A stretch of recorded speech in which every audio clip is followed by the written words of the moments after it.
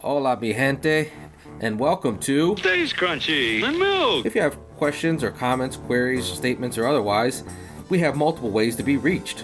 Twitter is, of course, the best way for those that need instant gratification, and the show's Twitter feed is at Skimpod. That is SKIMPOD. That's where I like to fight. For the more patient amongst you, the email address for the show is podcast@stayscrunchyandmilk.com. That's crunchy being spelled with a K. We're available via Apple Podcasts, Stitcher Radio, TuneIn Radio, Google Play, Spotify, and a partridge in a pear tree. And of course the website, stayscrunchyandmilk.com. Please rate, review, subscribe, and share the show. And a band plays on here at Skim, and to that end, we provide you a Podcastcast, a musical discussion podcast built on a hip-hop foundation, and you know what? It's dope. Our personal Twitters are Tatum216, Lunchbox2099, your host, the Internet's Tayrell713, and me? Well, damn it, I'm the real ODP. Look sharp, homie. Give yourself a facelift. Highbrow eyebrows on a spaceship. Take sips of that ace of spades. Is saving all my money just to waste it on a bracelet. Can't see them haters, we don't give a fuck though. Charge it to the game, keep a lame so cutthroat. Never slip a fast one, the game is so in front of me. Travel around the globe, spin and make about 100 G's. Pack them crowds up, boss like Bowser. Deep pocket poetry, my custom trousers. Thank God they found us. The gang was starving. I'm clean and concrete. You ass and Charmin, Bobby Digital. Do you really think these niggas know shit? Shopping in Manhattan and I ran into my old chick. Pride is a bitch. I am not a grown up. Tweeting when I'm 70, these half-dead followers. She look like she Spellman. Secretly she Hostra. Put her in the club, all she wanna hear is Walker. Put her in the crib, all she wanna hear is Walker. She jerk when I move like her old boy popped up. Home is that outcast. Soul like I'm Fonte. Old school J like Beyonce's fiance. Back on my dumb shit. Nigga, we the stupidest. Gave them niggas real shit. Don't know what to do with it. I did what I did, man. Do you really see it though?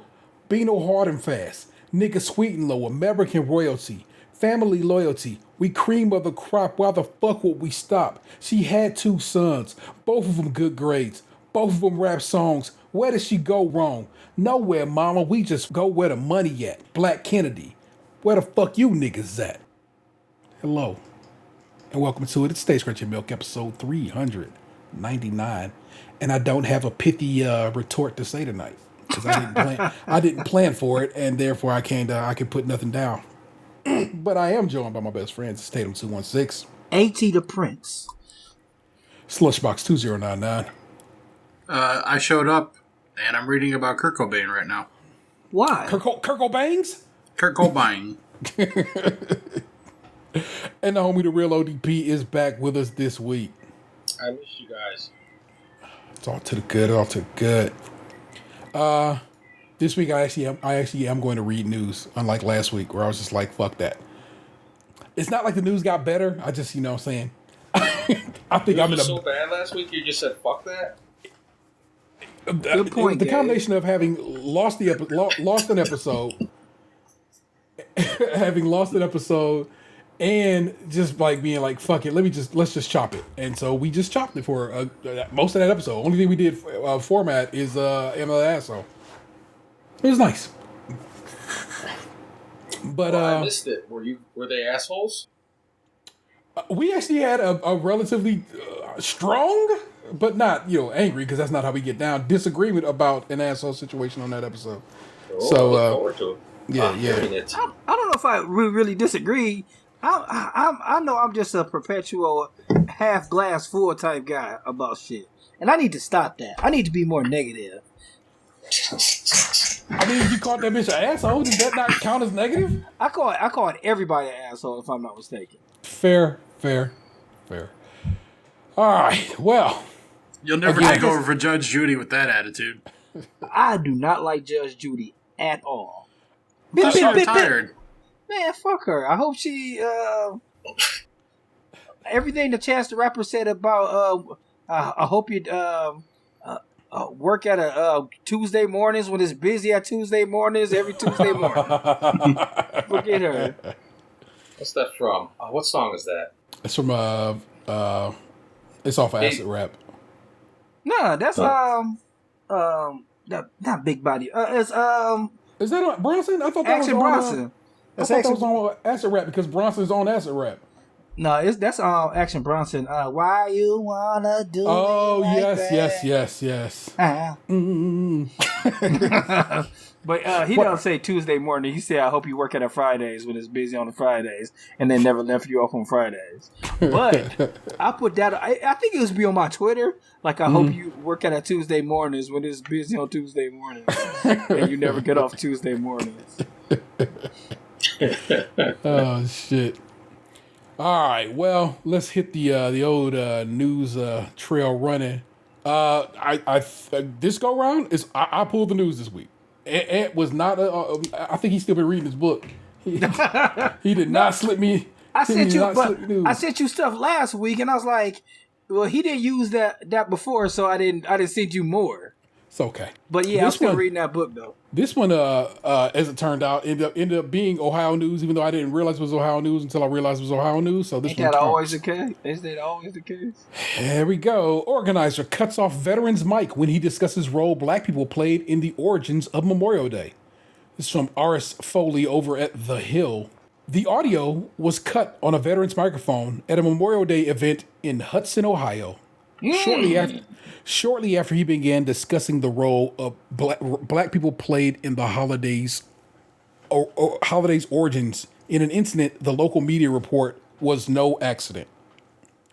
According to the Akron Beacon Journal, the incident occurred during an event marking the holiday at the local cemetery on Monday, just minutes after a retired Army Lieutenant Colonel Barnard Kempter started to deliver remarks. During his speech, Kempter, whom the Journal reported was the keynote speaker of the event, discussed the history of the holiday, including the discovery of newspaper clippings and handwritten notes that showed a group of freed black people were among the first to commemorate the holiday following the surrender of the Confederacy. In recent years, the origins of how and where Decoration Day began has sparked lively debate amongst historians. However, Yale historian David Blight, asserting the holiday is rooted in a moving ceremony, said it was conducted by freed slaves on May 1st, 1865, at the tattered remains of a Confederate prisoner of war camp, he stated. It was a Charleston, Washington racecourse and jockey club. It was a Charleston, Washington racecourse and jockey club today known as Hampton Park. The ceremony is believed to have included a parade of as many as 10,000 people, including 3,000 African-American schoolchildren, singing the Union marching song, John Brown's Body, he said. They were carrying armfuls of flowers and went to decorate at the graves. But about a minute after Kempter's microphone was cut roughly halfway through his address. The veteran could be seen trying to alert someone off camera about his microphone after realizing something was wrong. Continued to address the audience. According to the Journal, an organizer for the event confirmed to the outlet that either she or another organizer had the audio cut. The organizer, Cindy Suchan, told the newspaper that the portion of Kempter's speech in which the audio was cut was not relevant to our program for the day, and that the theme of the day was honoring Hudson veterans. Suchan, whom the paper reported also headed the local Memorial Day Parade Committee and the Hudson American Legion Auxiliary, told the Journal that she or another organizer, Jim Garrison, had Kempter's audio turned down, but it wouldn't confirm who. During that portion of the speech, Kempter spoke about how 2 weeks prior to the ceremony in Charleston, the former slaves and workmen exhumed a mass grave of 240 Union soldiers and officers and took those remains and buried them in individual graves with honors. Each soldier was given a proper burial, he said, while adding the African Americans also constructed a fence to protect the cemetery site and erected a sign over the entrance. Suchan told the papers that she asked Kempter to take out certain parts of the speech ahead of the event. She told the Journal that parts of this portion of Kempter's speech in which his microphone were turned down were included in what she previously asked Kempter to take out. Kempter told the paper that an organizer had emailed him days before the event asking that portions of his address that pertained to black people's role in the origins of the holiday be taken out. Kempter told the paper during that time that his microphone was cut. He thought the incident was an accident, but he said he was later told by the audio engineer of the event, A.J. Stokes, that it was not a malfunction. Stokes also told the paper that he refused to turn Kempter's audio down when asked, and that Garrison did so, and that Garrison was the one who cut the audio. The paper said Garrison wouldn't say when he asked if he did. That was very improper. I would have never done something like that, Stokes said, adding he was very upset over the incident. So they touched the fucking sound man's board. Man, You never touch a black man's radio. bruh. How interesting that this white man, I'm not gonna lie, he's a white man, but he, clearly a student of history, wanted to discuss the origins of Memorial Day at a Memorial Day event, and they was like, you can't be talking about them niggers. Here in Ohio, a free state where many a slave escaped to during those days, and we are really the northernmost southern state, as Anthony always says. Yeah. And behavior like that just proves the point. I was just Fuck talking them bitches. today, like, we were talking about moving, but just into another house.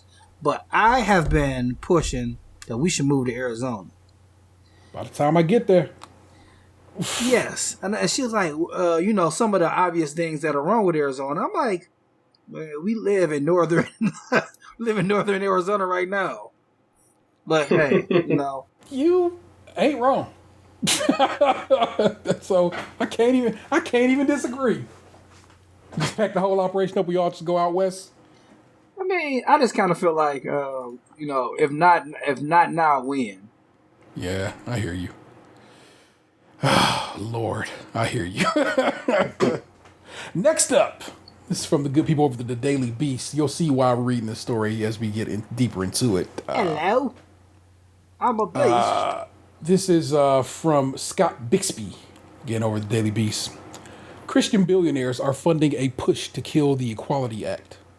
On Tuesday, after decades of allying himself with lesbian, gay, bisexual, and transgender communities, President Joe Biden claimed his first Pride Month as president, marking a time of hope, progress, and promise for the LGBTQ plus Americans across the country.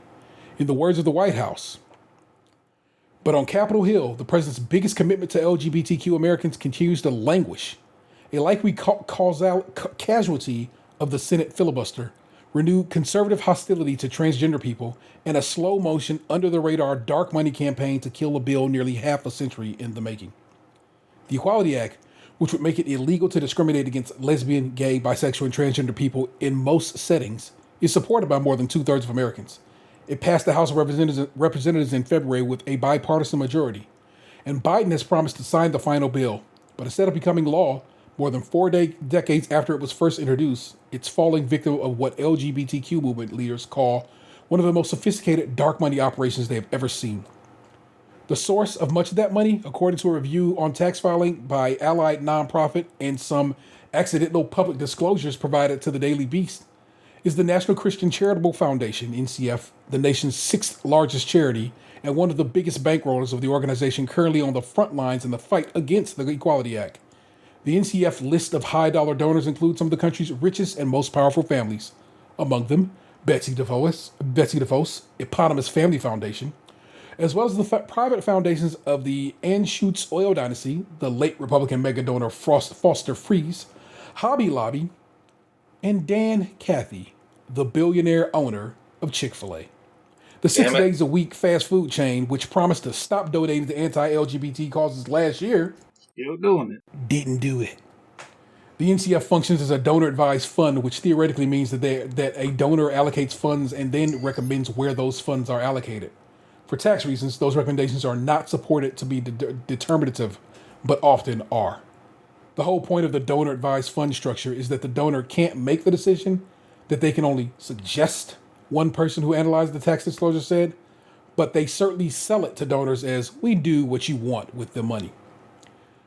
But more revealing is an extensive network of supporting organizations which are opaque foundations that list NCF staffers as chairpersons, but are often fronts for outside donors that want a more hands-on approach to where the funding goes. That's the super dark money element, the analyst said, versus the kind of standard run-of-the-mill dark money. According to NCF's Form 990 in 2018, it granted $6,585,923 to the Alliance Defending Freedom, a Christian legal interest group, one of its largest grants of a single political organization that year. With the cash in hand, ADF has crafted a vast network of more than 3,300 affiliates, allied attorneys. A Media Matters for America report on ADF included a list of about 300 of those, noting that the cadre includes multiple states' attorneys generals and state lawmakers. this goes on and on and on. But the main point of this is Chick-fil-A is evil. It was evil. It remains evil. And especially right here during this Pride Month, I don't bullshit you, man. I can't fuck with them. And I cannot under or overstate that shit enough, man. It's like, just make the chicken at home. Go get yourself some KFC. They make a damn fine burger. Just leave that shit be, because they evil and they keep lying and saying, no, we don't fuck with that, and then they fuck with it. And so, if anything, they're just a bunch of liars. So I'll leave it just at that. Isn't that a sin? Yeah, yeah, isn't it? Good point, Gabe.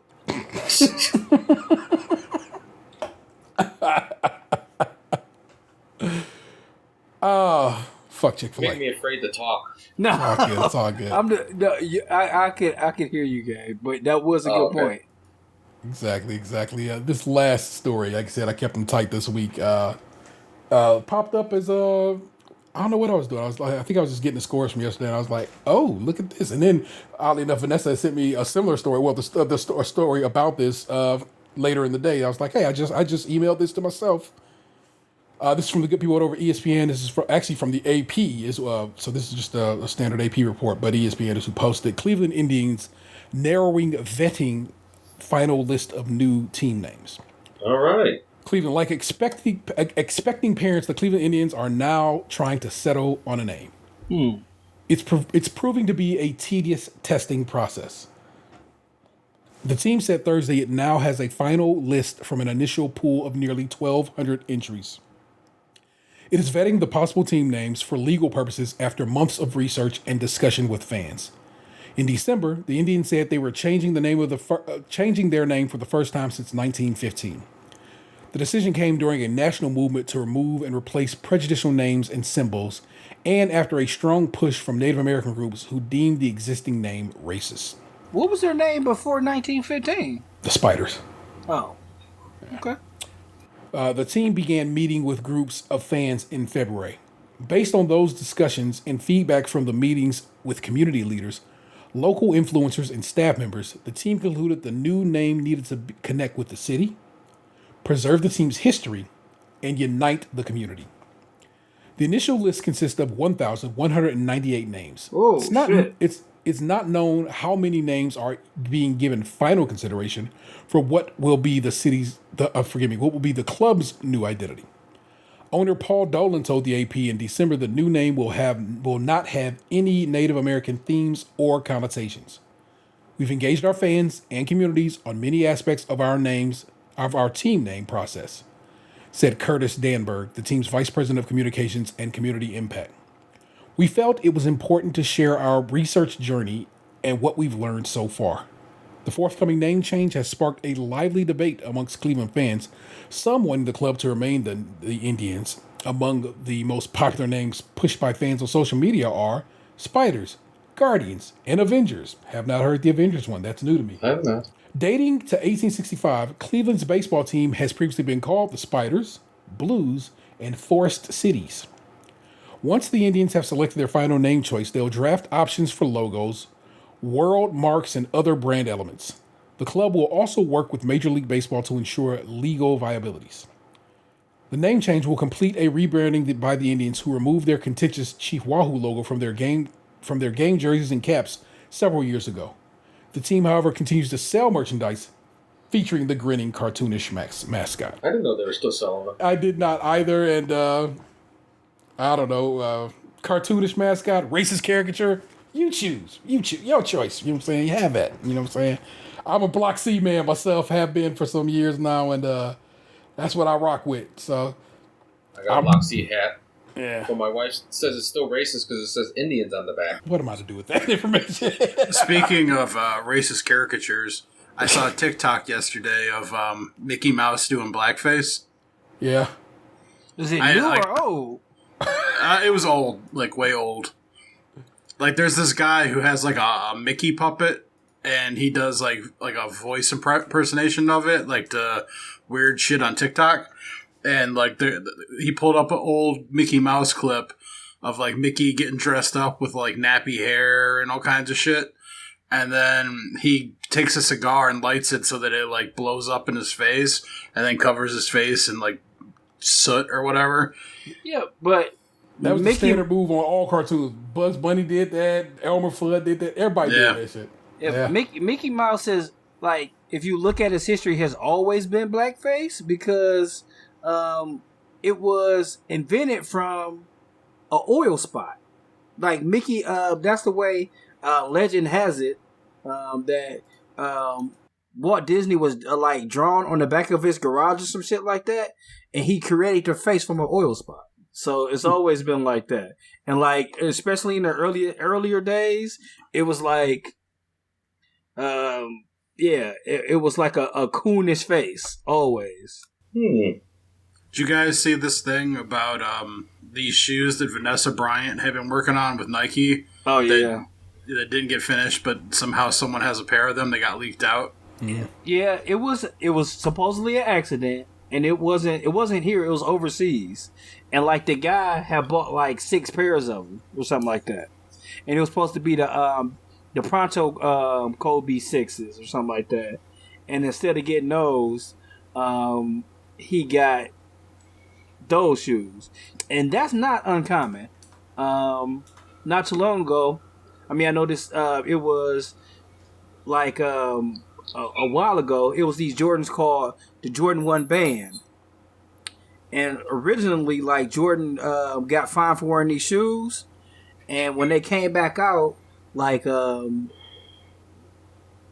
only released in outlets, and then they sold out fast, and then like Nike really didn't put them out to be bought online, and like somebody had ordered them. And they got those instead. So like it happens from time to time. Like they'll put the wrong serial number on something, and you'll get it. In this case, she's saying that they were never approved to even be manufactured. Yes, she did say that. But like when shoes are mocked up, they're mocked up. Like it wasn't like they weren't ever supposed to see the light of day, but it was an accident. Like, yeah, I'm looking at the pictures of them, and like, it's a hell of a design. Yeah, the bitch is crisp. The Mamacitas is great. Like, it's honestly a shame that they won't be mass produced. I really wish they could come to terms, but you know, somebody got a rep for the fam, so I guess it's gonna be on her. So. But, we roll. First up, as always, is my man Tatum. Man, what's been going on in your world? Well, not a whole lot as far as like worldly stuff. Like I've been working a lot. But I did have to take some time out to do something that was pretty important. Wasn't this week, because this week is over.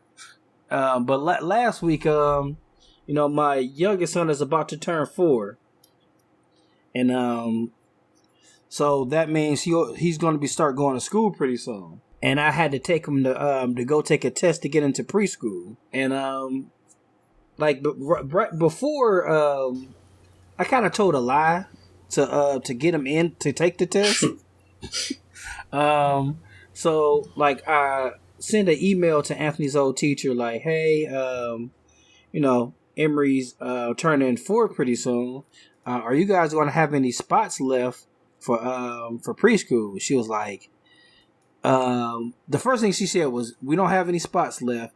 But I do remember, did we have a conversation about him being a peer leader in the class? I'm like, oh yeah, we had that conversation before. And then she was like, okay, well, bring him in, and we'll just go from there. So. I bring him in, and he went off, and I start filling out this paperwork, because what they do is she talks to him and like gets him to answer these questions in one room, and I'm in another room answering the same questions, and then like they take a score to see like how our answers matched up, and like they got a grading scale is black, gray, and white, and then with the numbers. So they did that, I come back. She's like, okay, we're ready to talk. And he graded off the charts, like white and everything. Like, pretty much, like he did better than my older son in this entrance test. Like, cause Emery loves to just sit down and cut paper. He doesn't want to do nothing with it. He just likes to just sit down and cut paper. And that was one of the tests. It's like dexterity with your hands. And it was like he could, cut a straight line. He could cut zigzags and I guess cut a circle. I don't know, but he passed that test. And a lot of the stuff, like, they couldn't really get even though he scored well on it, he couldn't get a good score on, well, does he play with children that are his age? Like, no. Like, he plays with his brother, but, like, we've been in a pandemic for a while, so he's not really playing with too many other kids. But he did well, and he's going to be going to preschool. I was impressed, and it was a good day. Good. I Congratulations to the little man. Oh, thank you. For real. I liked it to make y'all play the Newlywed Game to see if he was good enough to go to school. I was thinking too. I was like, is this like the Newlywed Game? I just hope you don't get Lori Loughlin. Well, I don't think I'm gonna get Lori Loughlin. Like, but see, the thing is, we might not have had the conversation, but every day when I used to drop off my older son at school, I used to have Emery with me because I used to have to take him to daycare. And Emery would be like taking off his coat and walk right into the class every day. And I have to be, and it'll be a big thing about like, no, you got to put your coat back on. You don't go to school here. But he would be like, nah, fuck that. I'm going to play with the kids for a little bit. And then he would do that. And then I just have to put his coat on. And luckily in the summertime when he wasn't wearing a coat, it was an easier thing because he would be, if he didn't run into the classroom, he would run to the gym and go play basketball like almost every day. And it was a big ordeal. So no, I'm not gonna go to jail because like I didn't cheat on the test. I told the truth on the test. They're like, oh yeah, he was the captain of the rowing team. Photoshop him in cutting paper. Yeah, Actually cut the paper. He did all the stuff himself. Like it was this little test. Like which circle is the biggest? Which one is the small? It was like questions like that. Like he did well on all that stuff. So like, oh, I see your cafeteria is lacking some Uncrustables. Oh shit! So that's dope, man. Again, this is a real delight to watch y'all kids grow up, man. It's like, yeah, especially as mine starts coming toward the end of his primary education career. You know what I'm saying? It's like, yo, that's wild. It's out here, man. So. This is out of nowhere. I found this story hilarious to me. My friend Zelma hit me up the other day to tell me that she is having twins. Oh. Zelma's son was born 2 weeks after Xander. They are the same age, and she about to have twins. And twins. Was that the lady who lived in the school that they turned into an apartment building? Yeah. So. I find it hilarious but she said that she's been wanting another kid and had been trying, and I'm just like, bruh, tried a little too hard. You will have one child going into college, and I guess they're due in November. So I said you will have basically a child about to go to college and said, let me start from scratch. It's like, no, sir. But she dope. I know she got it. She's a wise woman, and I know she will crush it. But still. Yeah. It's just like, come on. Yeah, I don't know if I could, at this point, like, I'm sure I could handle having another kid, but I don't know about that again. Yeah. That shit is not easy. But I mean, and we really don't got to do much, and it's still not easy. Yeah. But one of the other good things about Anthony was super excited. Like, I'm like, guess who's gonna be going to school with you, and riding in the car with you to school every day. He's like, Emery. He was pretty excited about it. Nice. But finally, Anthony have somebody to help him. Anthony had a bully named Ronald in school, And I gotta tell you, Rhino was the cutest little bully I've ever seen in my life. Like, you know, Do they call him Big Ron? No, not at all. So Rhino is like a small child with glasses. That's why you gotta call him Big Ron. And I remember, so Anthony was like, "Yeah." I was like, "Where's Ronald at?" He's like, "He over there." I'm like, "Him?" I'm like, "You bigger than him." And then, and also, like, my mom was like, "Anthony told me about Ronald." I'm like, I was like, said he didn't want to tell me about Ronald because I guess since I was dropping him off and stuff. But he told my mom, and my mom was like, "Hit him back." And then my mother was like, "I gotta tell you something. Anthony told me he hit Ronald back." So then when I was in school, like I dropped him off, I seen Ronald. I was like, "You better keep your hands to yourself, Ronald." And he was like, "What?" He was like, "Okay." I was like, "All right, don't be hitting Anthony, Ronald." I catch you slipping, little bitch. Don't play me. Yeah. My child. I ain't afraid to push down a kid. It like, I mean, I don't. Yeah, he was even like cause you know he's been at home for a while, and like it was funny. Like they were doing like library time, and Ronald was on the Zoom, like he was in the background. He's like, "They go my bully." I was like, "Okay, man." Yeah. Oh my God. Well, there it is. There is my time. Where you go, we keep it motherfucking moving. You know what we do. Daniel, what's going on in your neck of the woods, bro? I mean, you got house shit. You got just regular old standard shit. What's going on, man? So my ceiling still leaks. The roofer had to. So the other day, the garage roof guy texted me, and he sent me like a link to a website that had all these different colors of shingles for the roof, and he told me to pick what I wanted. So I did. Then a couple hours later, he texts me and goes, "Oh, they don't have that one. Do you want to pick another one?" So I did. And then the next day, he texts me and goes, "I can't find that one anywhere either. Is this one okay?" And I'm like, Jesus fucking Christ already. Just fucking pick whatever one you could find at this point. I'm like, I don't care anymore. Like, I'm tired of everything breaking and dying and everything. Like, I'm just kind of, like, done with everything right now. Like, everything I try and fix breaks further, and, you know, I'm just losing shit left and right. Like, but I've been playing Call of Duty, so I'm trying, you know, balance, I guess. You know? But other than that, I've just been working. Like, I played Call of Duty last Friday after work. Saturday, I was just at home.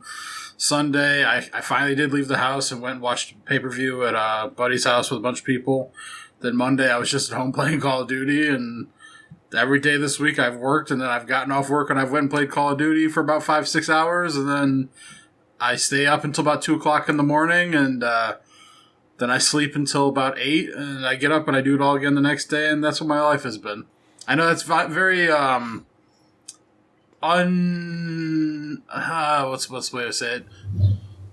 Uneventful for most people, and kind of to the point and frustrating sounding. But that's just kind of how I felt lately. It's just like I'm just kind of like I put all that money into getting the new gutters up, thinking that would help, like, with the drip edge shit, and, like, with the seal leak in the living room, and it didn't. So, like, I'm just kind of, like, at this point, I don't know what to do with that. And I'm, like, about to spend $3,000 on this garage roof. So, like, I'm, like, you know, just ready for that to be fucking over with so I can get that done, and I made a little list of things today that I want to get done around here, but, like, my motivation is kind of, like, at rock bottom right now. I'm hoping that, like, as things get progressive, like, as things progress, and maybe I do a thing here or there that, like, my mood will kind of change. I'm trying my best to kind of, like, just focus on some of the good stuff and not worry so much about all the bad shit, but, like, it's hard sometimes. So, what do you think? What project do you want to tackle? You think that'll make you feel is a good project? Well, for tomorrow, although I don't know if I'll do it tomorrow because of my other plans that we talked about before the show. But I do kind of like need to clean the kitchen a little bit. Like I need to sweep and mop, and I need to wipe down the stove top because it's kind of greasy, and I have to remove the. So when Smokey passed away, they say like don't just up and change everything right away because it helps the other animals with the transition and whatnot. If you like, so Callie doesn't go on the cat tree. Only Smokey did. So I offered the cat tree to my buddy the other day. So I don't know if he said he would take it or not, but he did take the water fountain, like the water fountain I bought Smokey. I gave it to him, and he took it the other day. And then I had 2 floor mats in the kitchen, like with food and water for the cats. And when he passed, I didn't need the second bowl of food and water. So, but I left the mat there. So now it's kind of time for me to clean that mat up and dispose of that. And like it's like I still miss him. And sometimes, like out of the corner of my eye, I thought like I saw some movement, but clearly I didn't. And I did learn the other day that his little plaster paw print that I got is it's got some toughness to it because I accidentally knocked that thing over and it fell to the floor when I was plugging in the Ethernet cable on the back of the router. So it was like when it hit the floor, like my heart sank, but thankfully like it stayed in one piece, nothing broke on it. Yeah. But so it's been a couple months of trying to just continue on with my life and keep everything together. I think while working and playing Call of Duty. Yeah. I think you should get you a sexy ass bathroom going. I know we sent a lot of updated pictures, and I remember not too long ago you was like, that looks just like my bathroom. The before picture. The problem is right now I don't have sexy ass bathroom remodeling money. I wish kitchen and bath crashers was still on, because I would just hang out at a DIY store like every day until they pick me, or until they picked you. Yeah. Well, like actually, one of the things I put on the list was I have to. So, like, the bathroom ceiling, I don't have an auxiliary fan in there because it has a window, and, like, city ordinance here is it has to be one or the other. So, because they have the window, they never put an auxiliary fan in the ceiling. And, which makes sense, too, because it would just go straight up to the attic anyway. Like, I don't know if they would build, like, a vent out or whatever. But because of that, 5 years of just hot, steamy water going up to the ceiling is, like, caused... the paint to kind of peel on the ceiling in there, and there's like little mold spots and stuff that have grown on the peeling chips, so that needs scraped and repainted. But like I go in there and I look at the bathroom and it's like that like fucking bright 50s yellow, and I'm just like, why fix it? Like this, it's a smallish bathroom, and like I kind of want like. Yeah, eventually, like, I'll probably, as I pay this house off, rent this out and, like, either get, like, a mobile home or something different where I have a bigger kitchen and a bigger bathroom. I'd actually be willing to sacrifice, like, a bedroom for a bigger bathroom and kitchen space. There's, like, a part of me that, like, thinks I would do fine in kind of, like, a studio situation. I like the big open floor plan with the quadrants. But then, like, the kitchen would be ginormous, and I could probably have, like, a big bathroom. But that works under the assumption also that, like, I'm by myself. I guess I should say, things continue as they are. Yeah, I know everybody loves the open floor plan, but I like open floor plan for, like, the living room and the dining room. I like being away from people. Like, I like having... like like my kitchen to myself. Like when I'm cooking, I don't really want anybody else in the kitchen. I like to be alone. Like usually like my kids are coming in and out, and I'm like, man, I just want some peace. I like to focus and and not make mistakes, and like it's relaxing to do it by myself. I do not like an open floor plan kitchen. I don't like the kitchen being a party. I guess I like it the old slavey way and by myself in the back. Actually, I was cooking yesterday and Lee came down and just as they will say, I'm just here to pester you, and I like it because, like I said, someday I already know they're gonna be like, I ain't trying to talk to your motherfucking ass. Get away from me. So I'm like, take advantage. Pester me all you need. So point being, I was making yet again another macaroni and cheese because Xander's band buddies was like, we're gonna have one last what they refer to as a big boy bash. Uh-oh. And this is all the tuba players getting together to hang out and kick it for essentially the last time because three of them were seniors, and one of them is had literally leaving like I think this week to head out west and stuff. So this is literally their last go round, and they had asked at the band end of the year picnic if I can make macaroni and cheese, and I was like, yeah, I can make that happen. And Xander reminded me of it, and so I'm down there cooking that yesterday, and like I said, Lee came down and was like, we up to it. I'm like, I'm about to make this macaroni and cheese. You say you want to help, and they was helping me whisk up my roux, and it was necessary. Sometimes it do take two hands. You know what I'm saying? Because I like, all right, you keep whisking that, and I'm gonna slowly start adding this milk. All right, then we flipped it. And I'm like, I'm gonna keep whisking this, and you slowly start adding the eggs. And I said, and so I like, and then in fact they helped me with some cookies last week that I made too. And I like that part. I like that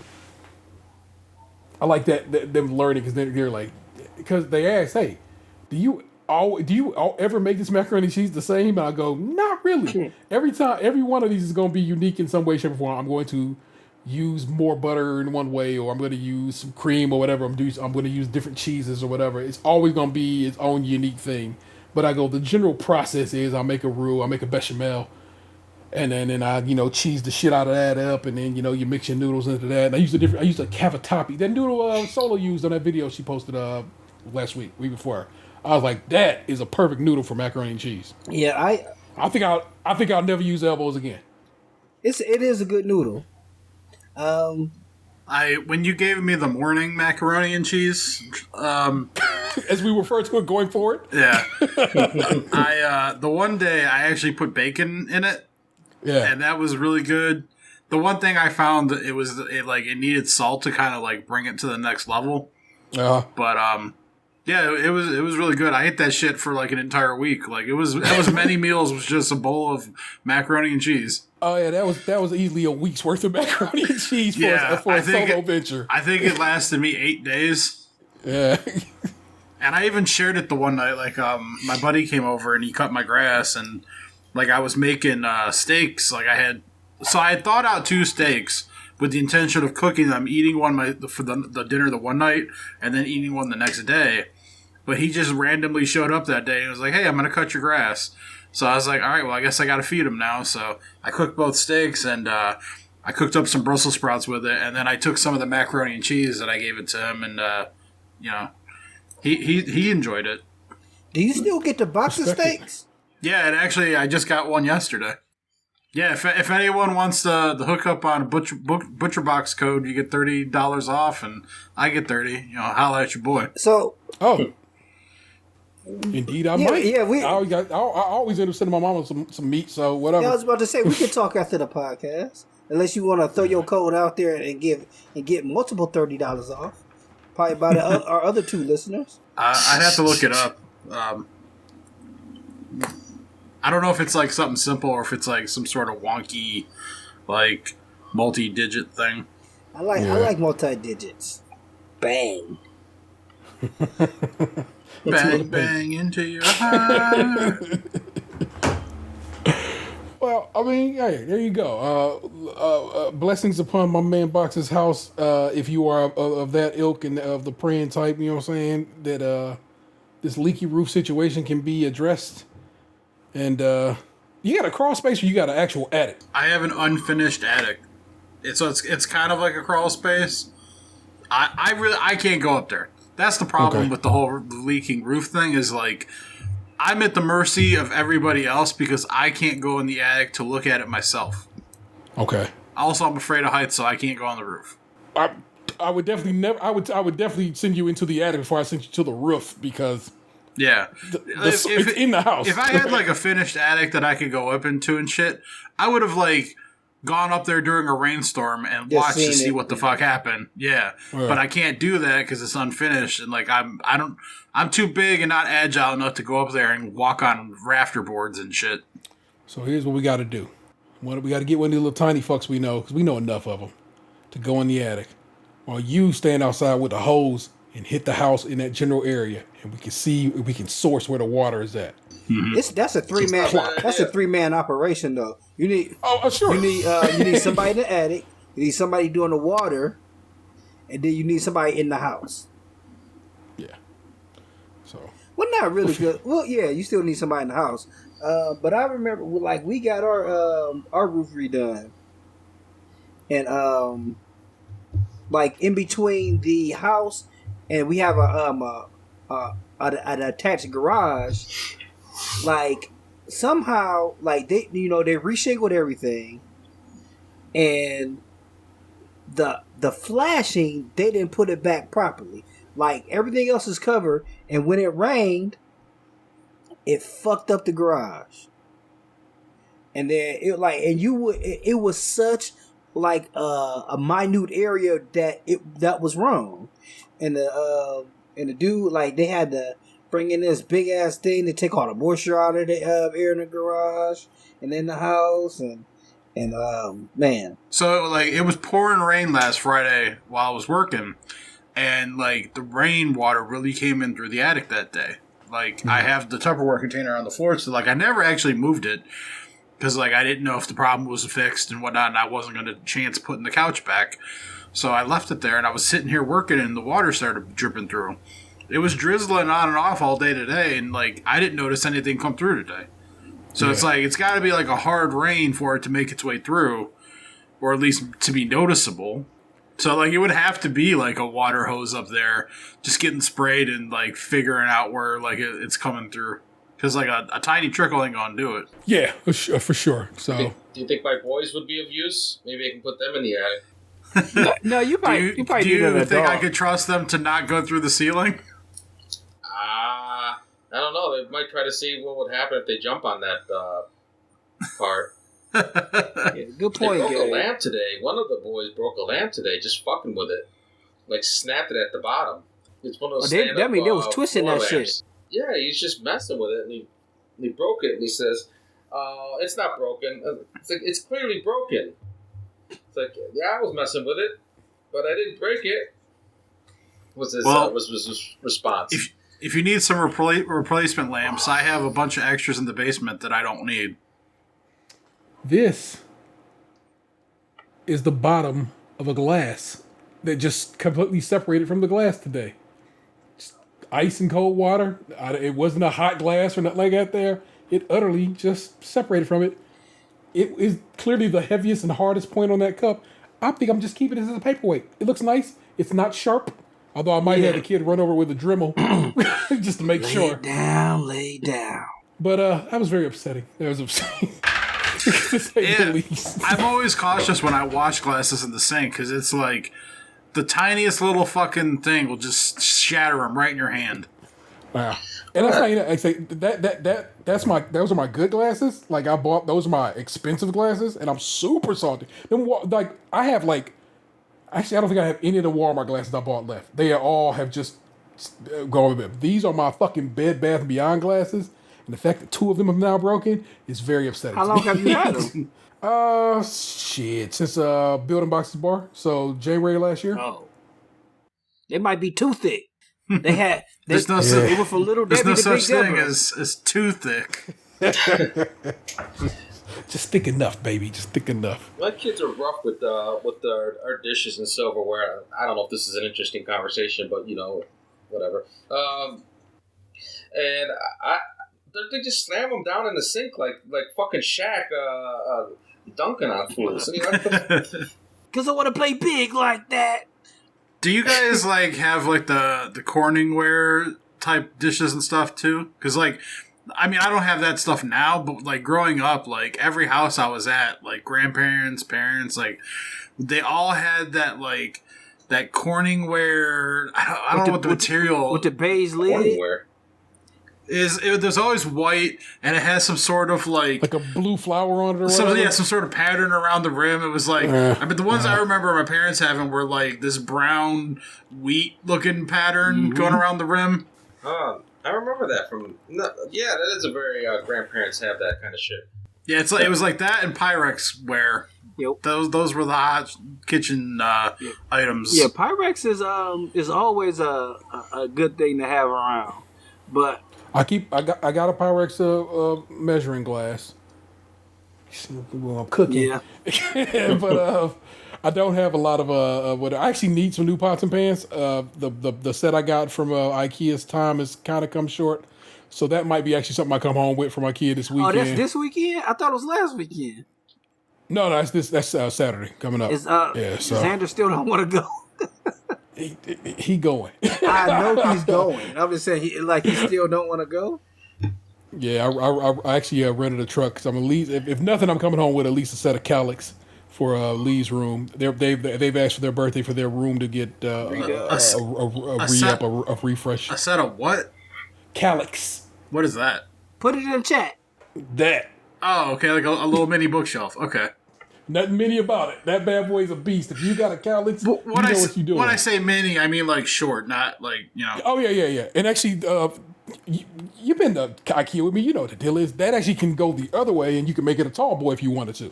That's the best. That's why Calics are so dope. You can position them how you want to. You can stack atop them. You can add casters. You can add doors. You can add baskets. IKEA shit is so... Look, man, the Swedes just know what they're doing, bro. I put some respect on their name. And so that's just what's popping. I mean, realistically, that's just simple engineering. Like, it's just boxes, and you get to pick which side the boxes go on. You think that, right? But then, like, you buy like some Walmart shit, and like, which is in our room right now, and it's just like that shit is like. Well, I mean, what I'm saying is like it's simple engineering in that like they produce it in a way where it's sturdy but functional. Yeah. But like easily, like the additions are easy. Like they don't overcomplicate the design, and they don't skimp on the materials. They still do make Corningware. I was trying to find that for you this entire time, and it's some nice designs they make nowadays. So if you ever, you know what I'm saying, you ever want to get you. I was trying to see if I can find you that wheat pattern in particular, but I could not. So my apologies. Gabe, man.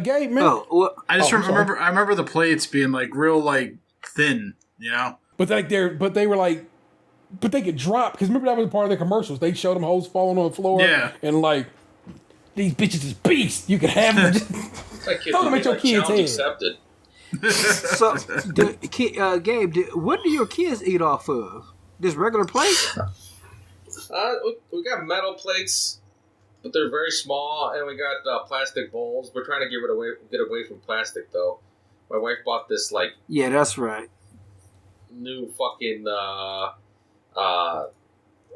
it's like plastic, but it's like I don't know what the fuck made out of bamboo and stuff. And ask her what?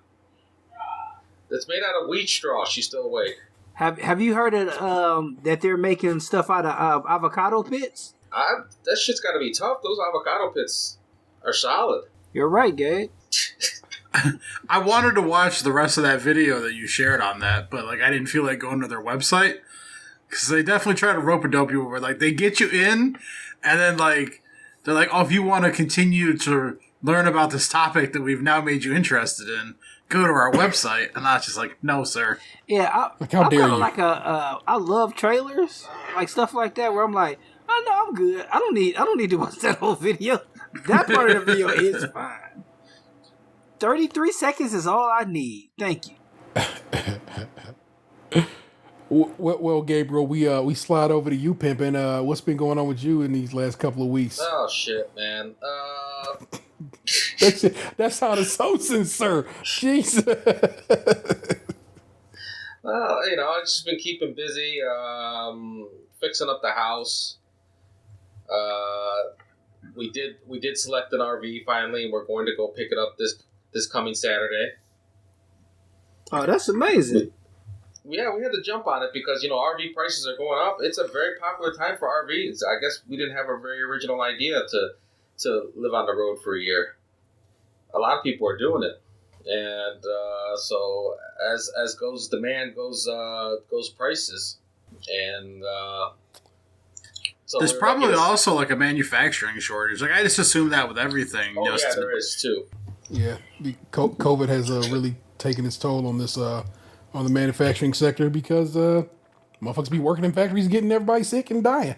So yeah, so we had to grab one, a good one, before all the prices went up, and we're going to Pittsburgh to get it. Where you go? I guess you got enough driveway to put that bitch in there, right?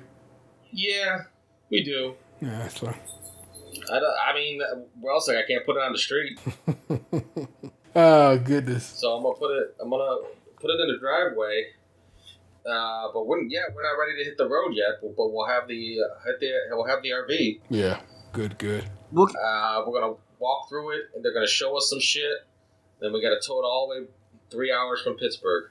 Oh wow! You'll be in Pittsburgh this weekend too? So will I. Oh. You holler if you need me. All right, I will. So the intention is to head out about 9 in the morning. So I will be there, and I will probably be there all damn day. So. This is the first time I'm stopping in Pittsburgh. I've passed through Pittsburgh where they have those stop signs before their... Do they still have that shit? Stop signs before their off-ramp onto the freeway? What kind of stupid shit is that? How are you supposed to get up to speed? I never thought about that. Guess you go learn. You gonna learn today. I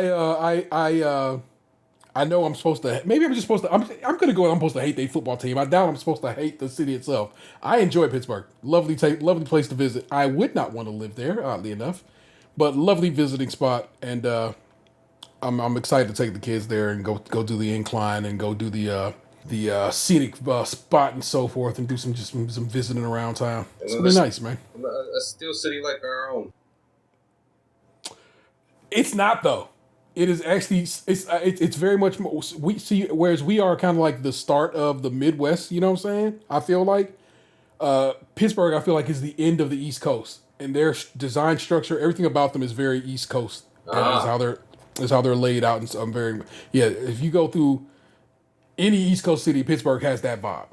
So I think that's what that ends up being for that particular town. They really do have their own little vibe. So. Respect it. Your pretty young little sister, Pittsburgh. Oh, what else, man? Oh, shit! Just we're trying to give the kids more time, one-on-one, and me and my oldest daughter went on a daddy-daughter date where we went hiking in the woods. Got some Superman ice cream. Headed off to the metro parks and I hiked some trails. And got bit the fuck up because bugs seem to like the both of us. I'm sorry, got what? Bit the fuck up because bugs seem to like the both of us. Did you?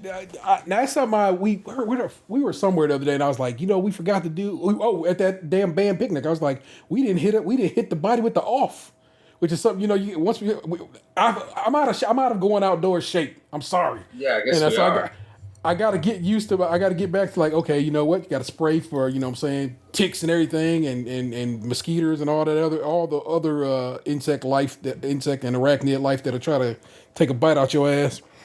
I don't think it was that bad though. I guess it wasn't foreseen that bad. It was just like just a quick jaunt through the woods and then head off and get something to eat. Yeah, I actually I need to put that. I think I will just put that on the list and make sure I got buy some off. I don't know if I have any in the house right now. So Deep Woods Off. That's the one for sure. They recommend. You know what I'm saying? The one with deep tick murdering. Fuck them ticks. Fuck them ticks for sure. But not the dance or the blue one. What made you? What made y'all decide that the kids need some singular parent time? Where'd this ideal come from? I don't know. They're crying out for something. They need something, and us trying to be good parents, we try to provide it to them. Like my parents would have just said, "Oh, I'll give you something to cry about. But no, I wanted to. If you want something, it's gonna be a fist. I wanted to, and we had fun too. She talked me into Five Guys, which I wasn't thrilled with. Oh, you don't like Five Guys? I don't hate Five Guys. It's just expensive for what you get.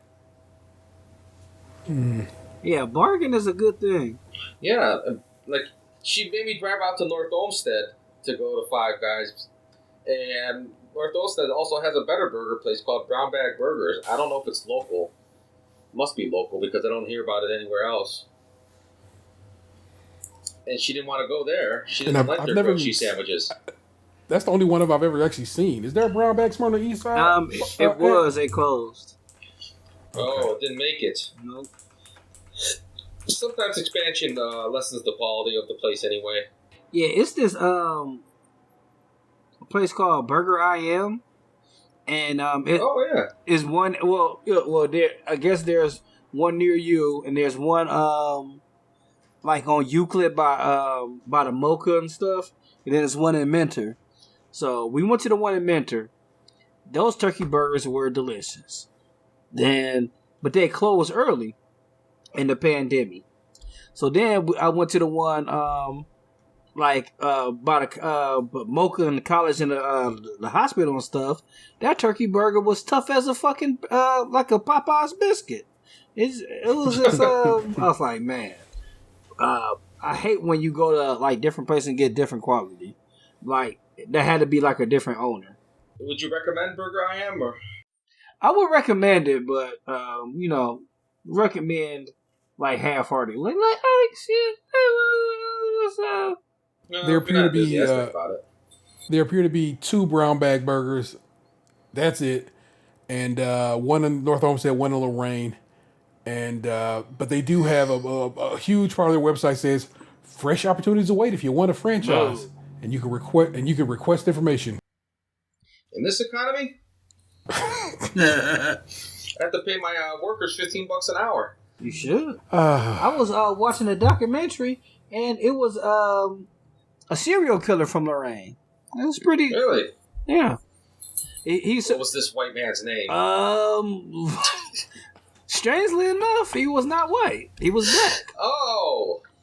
Goddamn right. I was playing the odds. I mean, see, that's the thing. Like, they say he's like the most prolific serial killer of all time. And he killed like a couple people in Cleveland. Like he just went like this was like I guess he was a serial killer for like 35 years. Oh, wow. geez, Sounds like that cop in California. Well, you know what's so funny about that is there's a couple cops like that that's from out west, like just went around killing people. I got Discovery Plus people, and it shows. All right, so Lorraine has a second Brown Bag Burgers and a serial killer. One-stop shopping for all your needs.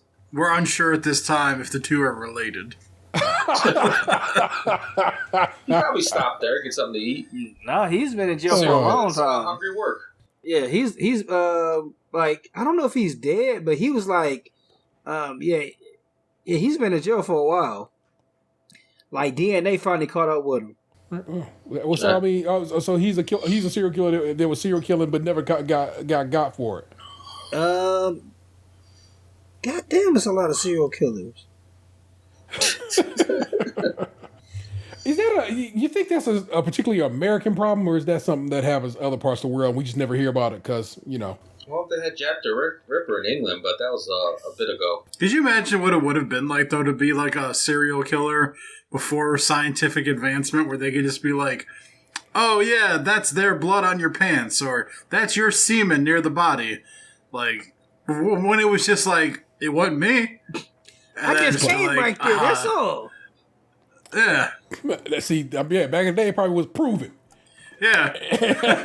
Man. You never catch me red-handed, copper. There is 7 serial killers from Ohio, and this dude ain't even on the list. That's more than we have presidents. It's a lot easier to get the one occupation than the other. I guess so. The requirements are a little more relaxed. We have just as many as Florida. Presidents are serial killers. Serial killers. Oh my God. Well, I'm glad I'm not glad person. I'm not glad that your children are that you're concerned for their well being, but I am glad that you are like trying to take that battle on head on and seeing what maybe taking them out and kicking it with them will accomplish or help for to the situation. She wanted me to take her out for a milkshake after I already took her out for ice cream, and I was like, "That's too much sugar. You're gonna go crazy." But I did get her a root beer, so I don't know why. I don't know. I don't know what the sugar content of that much dairy's gotta fuck your stomach up though. That much soft serve. So I think the root beer was a better choice. I had a Starbucks vanilla bean frappuccino yesterday, day before yesterday, whatever day it was. I don't know. That's just a milkshake. And word a milkshake. I think I would have been better for it. That shit is just a bunch of heavy ass milk, some vanilla and some sugar. It's like drinking a cup of milk. I don't drink milk. It's like a that. melted That shit Frosty. ruined me. It ruined me. My stomach was so like, hey, bruh, come on, man, this is not what we do. And I was like, you're right, stomach. We do not do this, and we will not do it again. Mom, sorry. This shit was not. It was not good. Man. It was not good. So it was tasty, but it was bad on my tongue. I mean, I'm saying, oh man, but I mean, this nigga killed a bunch of people, but he just died at the December 30th of 2020. Oh, so he just recently left. Did he catch COVID? I mean, he could have. He was in jail. Samuel Little. That does sound familiar. An American serial killer who was convicted in 2012 of the murders of 3 women in California between 87 and 89, as well as being convicted in 2018 of the murder of 1 woman in Texas in 1994. He claimed to have killed as many as 93 women, and an investigation have linked him to over 60 murders. Damn. So he wasn't just bragging. Born in Reynolds, Georgia, died in L.A. County. Yeah, but he spent like a lot of time in Lorraine. But his nickname, the Choke and Stroke Killer. Yes. Do they all need nicknames? I don't know, but as far as they go, that's a solid one. Gotta get a lot of you, bro. Do you think serial killers are gonna? You think serial killers are gonna end up like Confederate soldiers, where they just try and like erase them from the history books? I don't know. Too much. Like I feel like there's too much glamorizing of serial killers. Like they get these like boss ass nicknames, and like everyone learns about their histories and shit. Bitch. Like they're glamorizing the nature of it all. You know. I think, but people are sick. Meaning the serial killers, not necessarily like it's such a anomaly. Like it doesn't happen that often. It's like a shooting star. And it's like, man, this is more interesting than me just sitting back reading about a Harry Potter. But I had a friend who had a Charles Manson poster back. Well, I don't know if I call him a friend. He has a dude I went to high school with had a Charles Manson poster in his room. Yeah, that's the kind of shit like I don't understand. Like whenever I see someone with something like that or like a T-shirt or something, I just automatically assume that they themselves are also a serial killer. Like, so the one caveat to that is, I just don't feel like Charles Manson should be in that list. Because Charles Manson told some people to do some shit and they did it. That's their fucking fault. I'm sorry. I'm just one of the, that is one of my one bugaboos. Like, I'm not like, a free Charles Manson type person, but he didn't do nothing. He didn't do it. He's overhyped, is what you're saying. Yeah, like he didn't do it. He told. He is. He's the most famous serial killer, and he's. Isn't he like the serial killer sex symbol or something? Like he's got like all these women trying to marry him in prison and shit. That was Ted Bundy, I think. Yeah. Charles Manson deep dick some ladies. And they was just like, what, Charles? You want me to do what? And they did it. Like, he literally just told people to do stuff and they did it.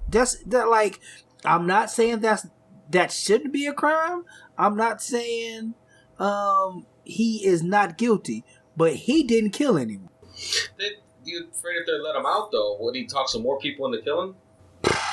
I mean, if somebody told me, "Hey, Anthony, don't talk to Patrick, because Patrick gonna tell you to kill people," I'm like, you know what? I ain't gonna talk to Patrick. That must be some incredible dick, though, for him to get people to kill people like that. He was touching their soul with that dick. Because otherwise, like, what else is he doing? Like, is he cooking good food? Like, is he just imagine master? The guy to do it. Hold on. Imagine if that was it. Like, he's just like, come sit down, baby. And he made just like life-altering chili. It was just like warm. It had the cornbread on the side. He put onions on that shit. He had some sour cream. And it was just like, what you want me to do, baby? I just want you to stab Sharon Tate 27 times in the back. Do I get a second bowl if I do it? You get a third. Yeah. Alright, sacrifices gotta be made. That bitch gotta go. And like, he make it the real way. He don't put beans in it or nothing. Like, he really made this. Oh, hell no. He made beans and chili. regular regular like Chuck Wagon chili didn't have beans in it. Oh, I mean, if y'all want Chuck Wagon chili, Chuck, yeah, see, there you go. Well, no beans. I ain't stabbing anybody. You want me to murder someone? You better have some fucking kidney beans up in that bitch. Yeah, but at the same time, like, everybody, it was only like 3 people who did that shit, because they only got caught because one of them was like, you know what? I ain't killing nobody, and she fucking left, and she was the one who told. She was just like, he didn't put beans in that shit. She was thinking it about in the car, like, man, there no beans in that shit. I'm out. I'm glad she came into her senses. Bruh. Chuck Manson's Chuck Wagon chili. We'll be right back after these messages. You ever see a product on the shelf and wonder how was that? Well, you have to wonder no more, because we at Skim will bring you We tried. No longer do you have to say, was that soda good? Because We tried it for you. you ever see those brand new fries at Taco Bell and then think, I won't waste my time. Damn, those were delicious. Those were damn good.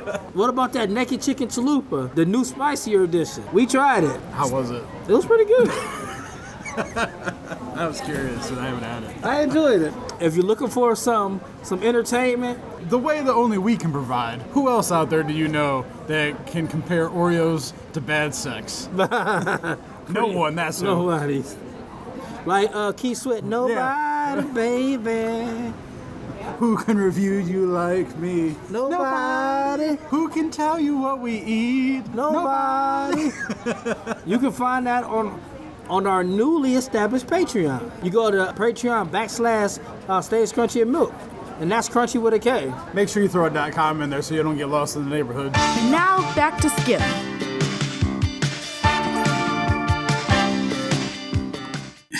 He smells Jenner in the proximity. He's all amped up right now. I mean, did she used to date Ben? Ben Simmons. Yeah. I don't know, man. I just assumed at this point that they've all dated all of them. Sure. But they only date the light skinned ones, except for Tristan. Oh, it tastes like mayonnaise. Did you see that shit where Tristan talked about like some of the racist shit that like Boston Celtics fans would like say to the players before, like when they were on the other team, but then like he still goes and signs there. It was like it came up during the whole Kyrie Irving saga of the last week. It was just like, oh yeah, like I've had people say stuff to me. I'm like, why the fuck did you go there then? Because I guess money talks. Yeah, money talks. Like honestly, what besides the Cavs, who else is gonna pay for Tristan Thompson? Like to be fair about it all too, I guess like racism's everywhere, no matter where you go. Yeah. But like Boston's just like, yeah, we're racist. Much like that chili, it spikes just right there. I want you to call this episode Chuck Manson, Chuck Wagon Chili, just so I can have show art with Charles Manson with a chef hat on. The alliteration's almost as delicious as the chili. Well, I mean, currently the title I had in mind was speaking of racist caricatures, because that shit made me laugh hard. So, but Chuck Manson's Chuck Wagon Chili. I mean, I don't like the title that much. I just want to see Charles Manson in a chef hat. Chuck Manson's Chuck Wagon Chilling Chili. Oh, his bone chilling. All that murder. Yeah. Also, I had already written down life-altering chili as a potential show title. So just in case you're wondering what's... Like, I mean, I don't think... Okay. We can get off the serial killer talk in a second, but I got a couple other points to make. Yeah, I want to hear this. I did a whole fucking paper on serial killers back in college. Got an A on that shit. So I like this kind of talk.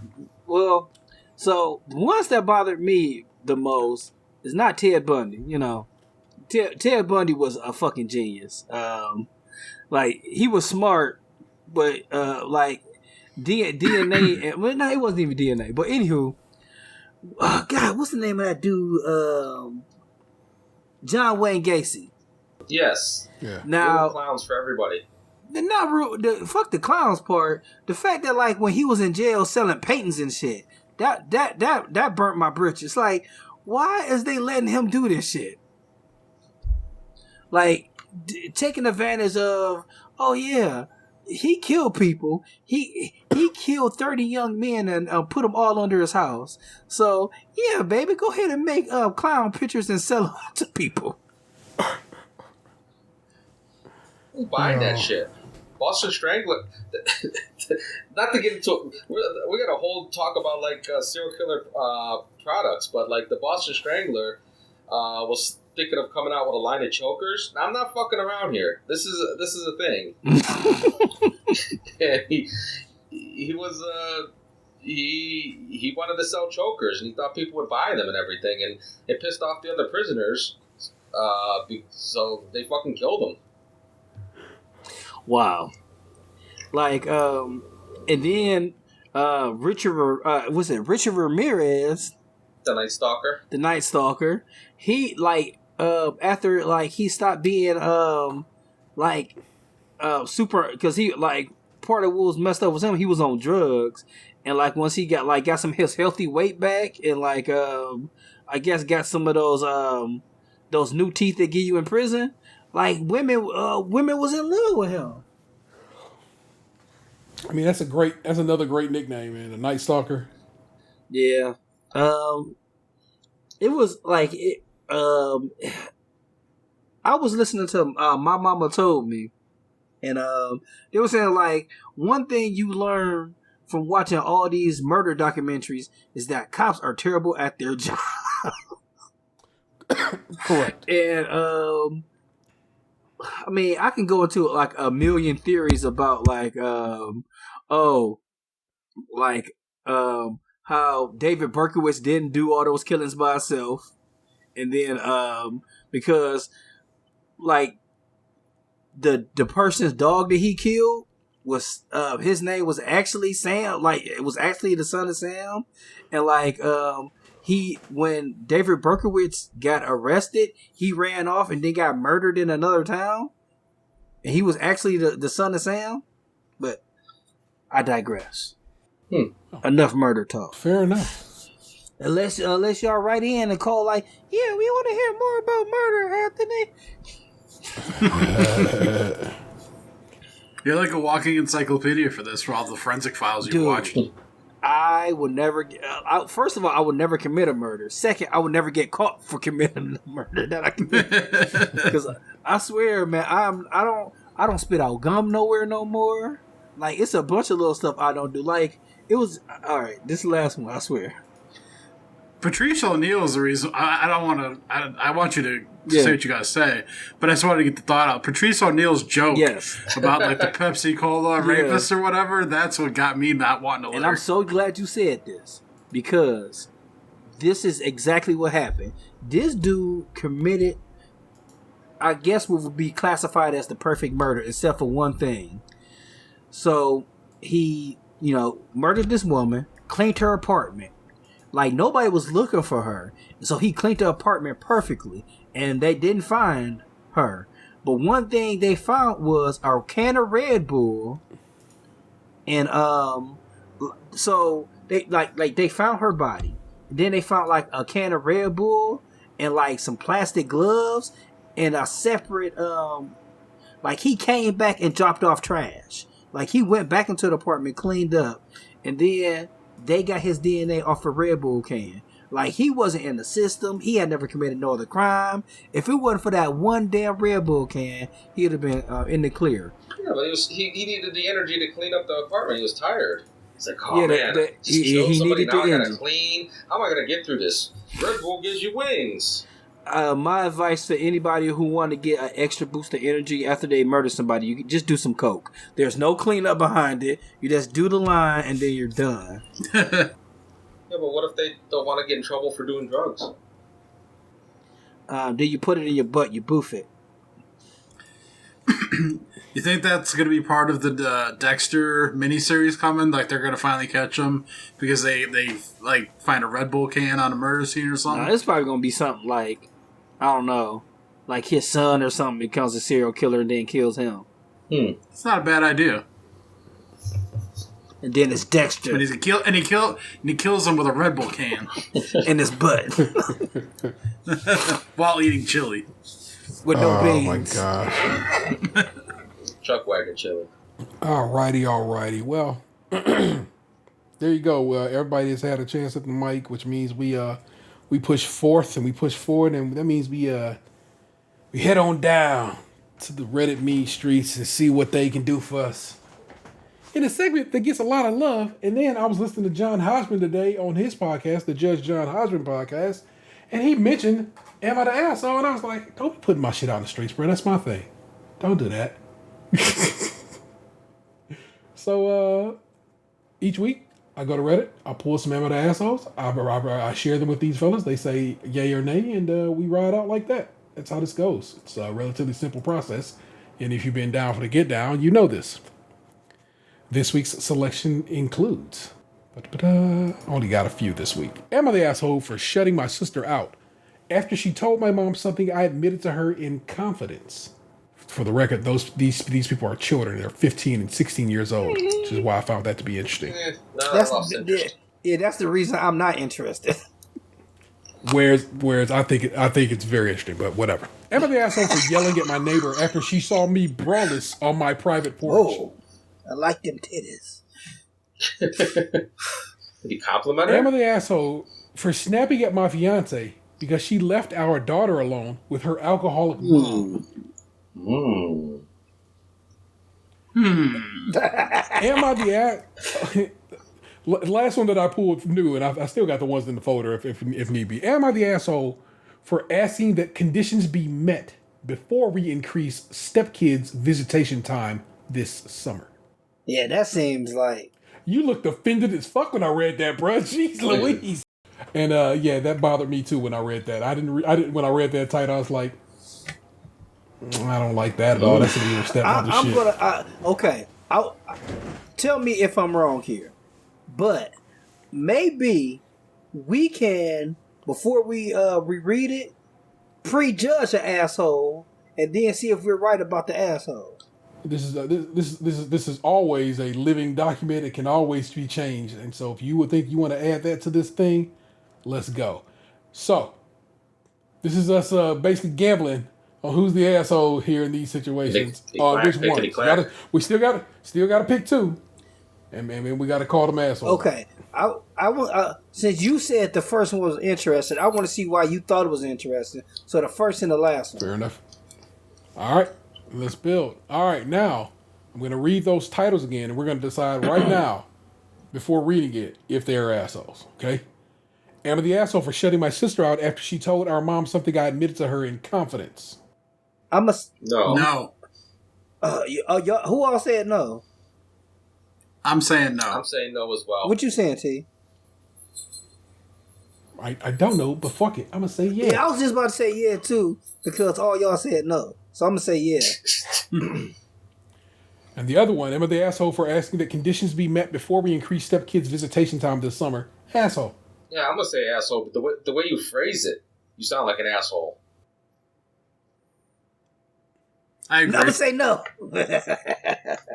Fair enough. Let's build. Am I the asshole for shutting my sister out after she told our mom something I admitted to her in confidence? My sister, 15 female, and I, 16 female, lost our dad 8 years ago. 4 years ago, our mom remarried. Her husband came with 2 kids of his own, 11 male and 7 female, and they have a baby together, 4-month male.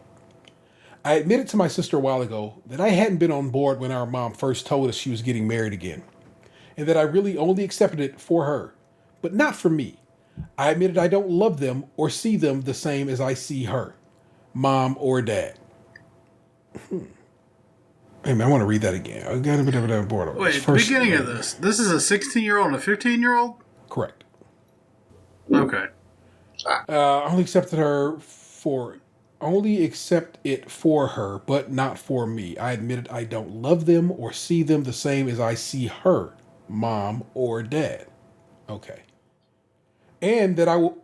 Yeah, the new family, she doesn't love them. She loves her immediate family. Well, her dad dead, so, but I'm not taking that love away, but staying. And that I will probably always be detached because this is not the way I would have ever chosen my family to me. But I don't want to ruin mom's happiness. I admitted this to her because my sister always suspected. She noticed differences, remembered how I would always invite her into my bed when she had nightmares versus not really doing anything like that for one of our step-siblings, if one of our step-siblings did. Or how I'm affectionate with her and not them or our half-brother. And how I never really tell our mom's husband anything about me like I do mom. And how most stuff comes through her to him.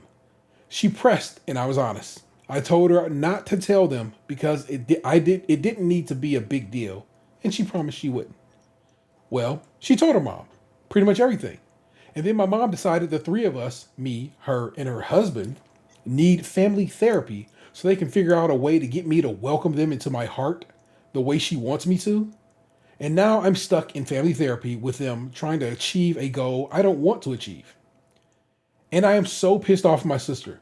She told me she did it so we could be one big happy family. And I told her she betrayed my trust and she could never expect me to come to her again because I now know she won't keep a promise to herself. She was upset. And now she's even more upset because I am not the same with her anymore. The way I look at it, she broke my trust, and when I wasn't going to tell her anyway. And then she pushed and then promised to keep it, and she didn't. My mom told me that I'm being mean and that my sister did the right thing telling her. She told me I should have been open with her so we could have done therapy together sooner. I told her I never wanted to go to therapy with them, and I didn't want this big deal being made out of it. She told me that regardless, I shouldn't shut my sister out, and it's hurtful and mean. Am I the asshole? So, a few things. I'm a motherfucker that can hold a grudge. I'll let you know that shit's factual shit. A nigga can hold a grudge. So I already know I know this mindset because I have this mindset. I have this ability to be like, oh, really? Well, okay. Well, fuck you for the rest of your life. And you never have to worry about this shit again. I can do that. and relatively easy at that too. And so I know what it is to have that ability. Her sister did do exactly what she said. She broke her trust. I trusted she didn't even invite her ass in on that. She was trying to be like, nah, you don't need to know. And yet her sister pushed and she was like, okay, fine. Let me break it down for you. And then what her sister do with that, take that shit and run with it. Fuck that. Your sister is a piece of shit, but you are children, and so piece of shits grow out of that shit sometimes. That's not necessarily a lifetime piece of shit, but still. This person is 16 years old, and I guess let's assume that her parents, her mom and her stepdad been married for, I believe, 4 years out of math work. So this person for 4 years has been like, nah, this ain't for me.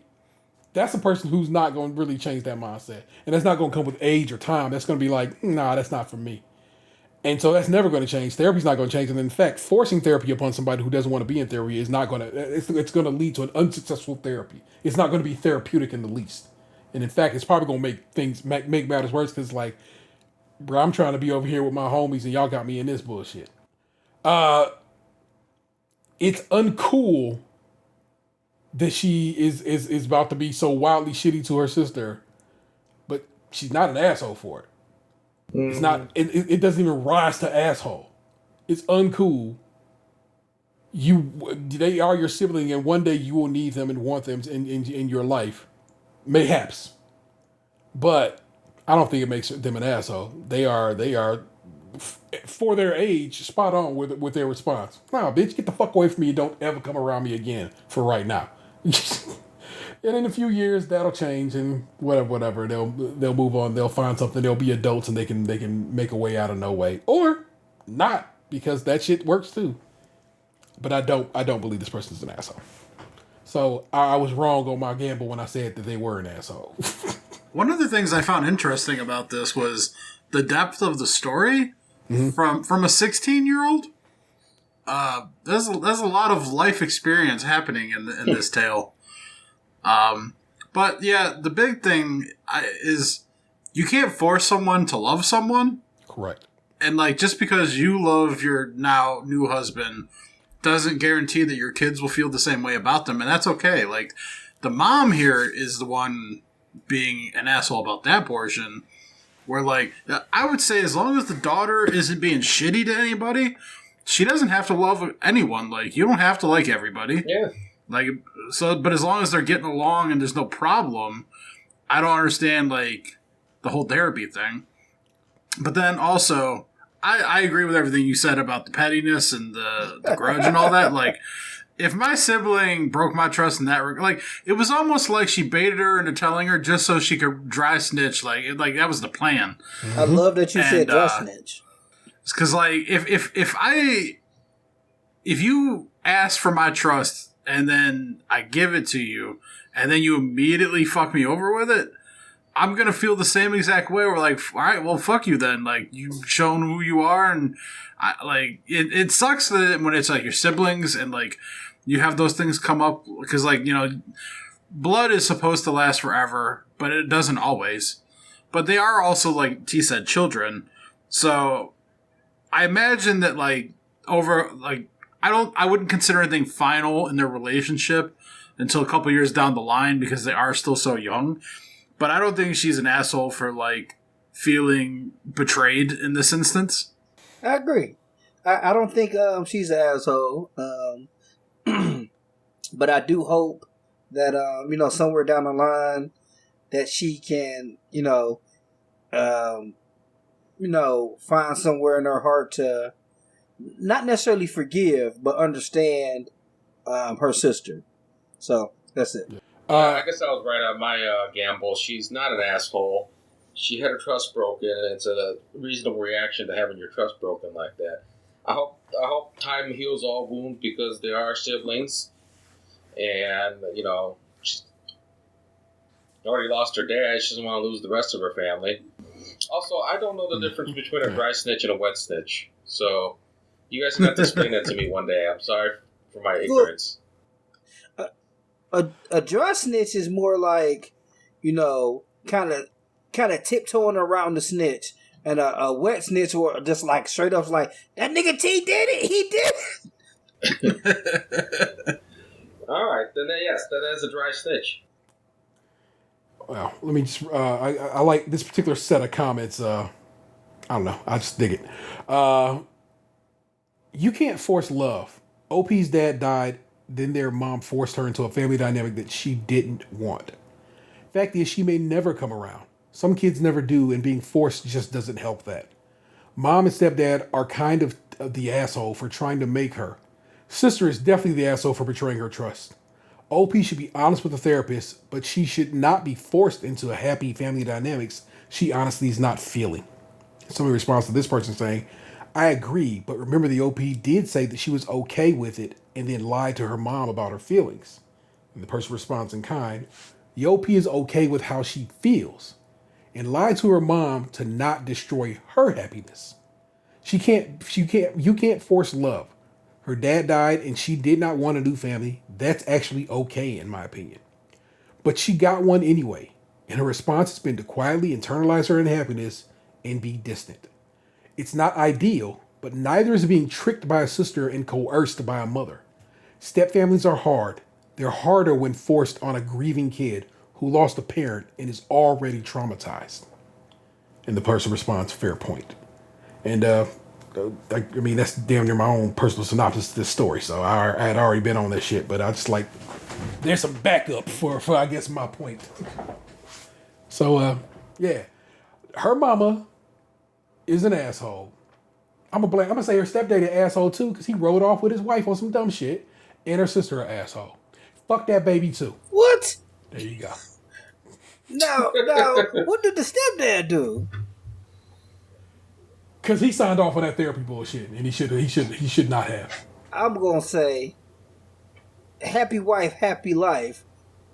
Clearly not a happy life. Clearly not a happy life. I just don't like calling the stepdad an asshole. This nigga done wifed her up, take 2 spoiled ass kids. And all he trying to do is provide for him and his new son. He gonna leave her too. He gonna leave the wife, and he gonna have to just start another family. Him and little Todd gonna just dip out. Todd. Come on, Todd. We're leaving.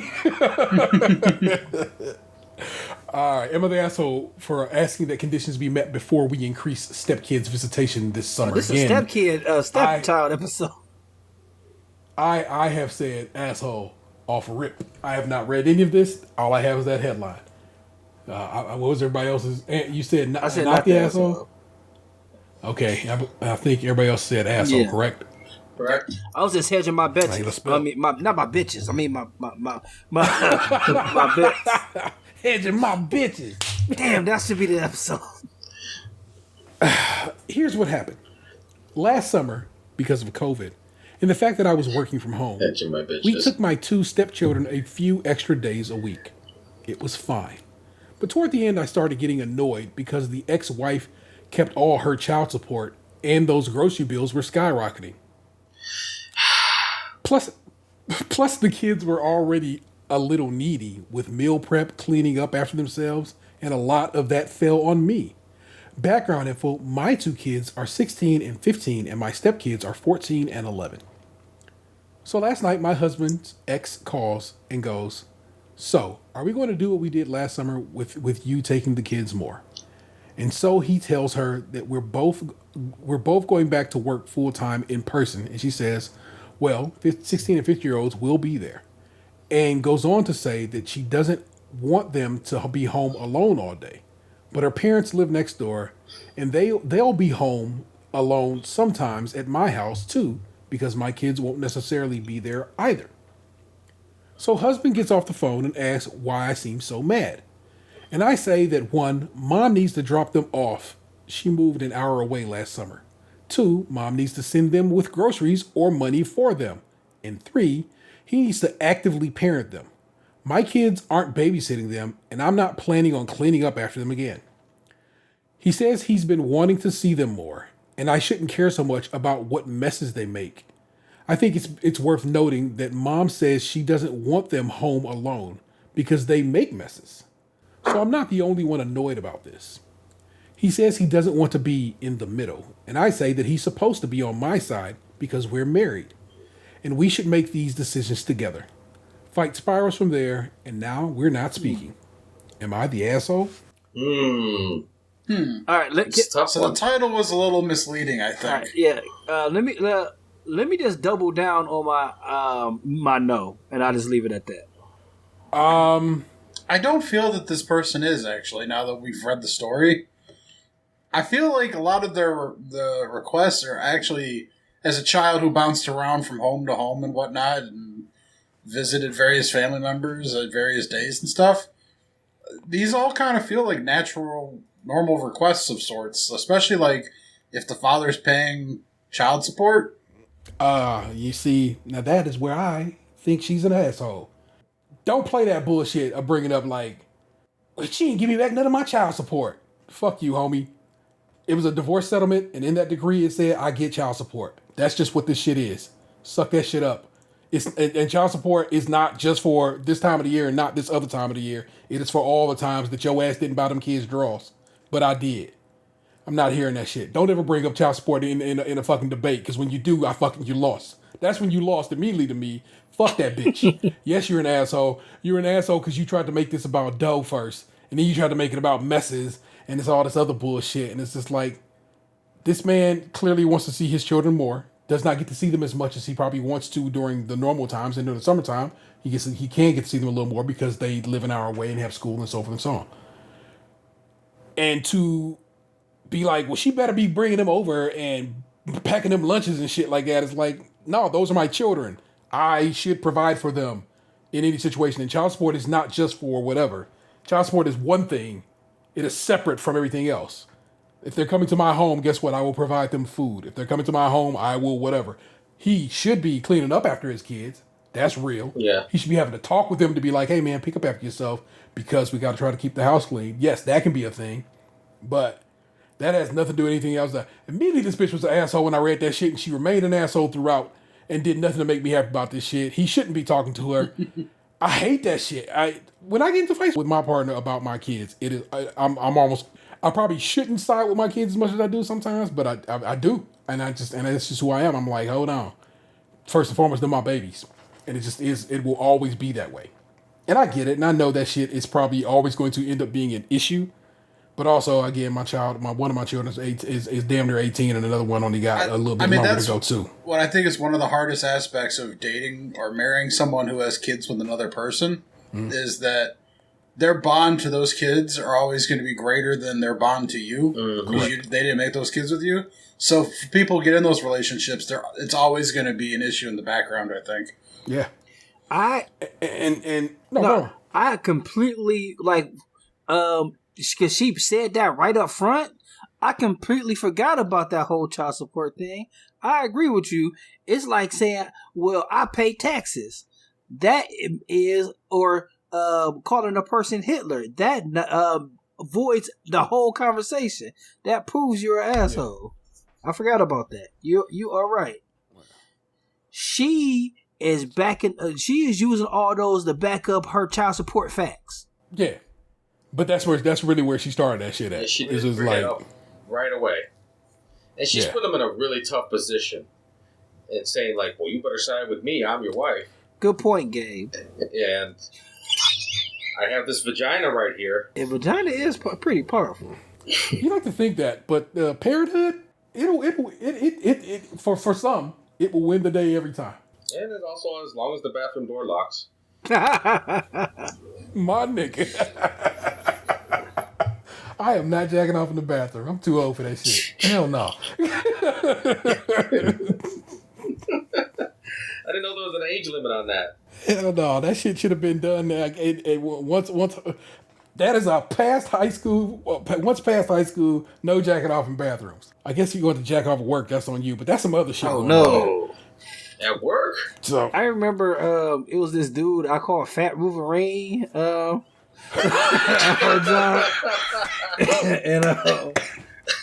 like my brother was always tickled at the fact that I think he was jacking off at work because he used to stand in the bathroom like back near the door of the restroom, not close to the toilet, kind of going, oh.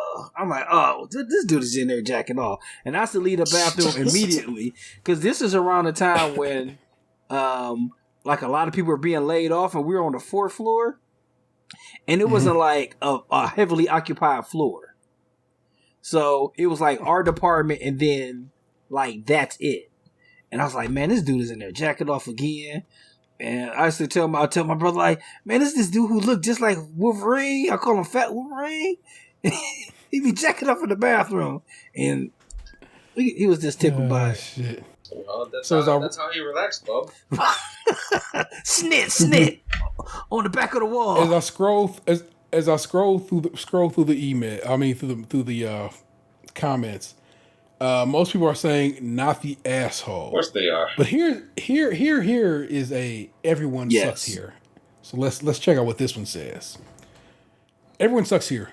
The problem is not the ex-wife or the kids. The problem is the husband. Ooh. You're not wrong for not wanting to run around after your stepkids, but the solution is not to stop them from coming over, but to tell your husband that he needs to step up and be the main parent to his kids, instead of letting you do all the work. And there's also no reason why your husband should not pay for extra food.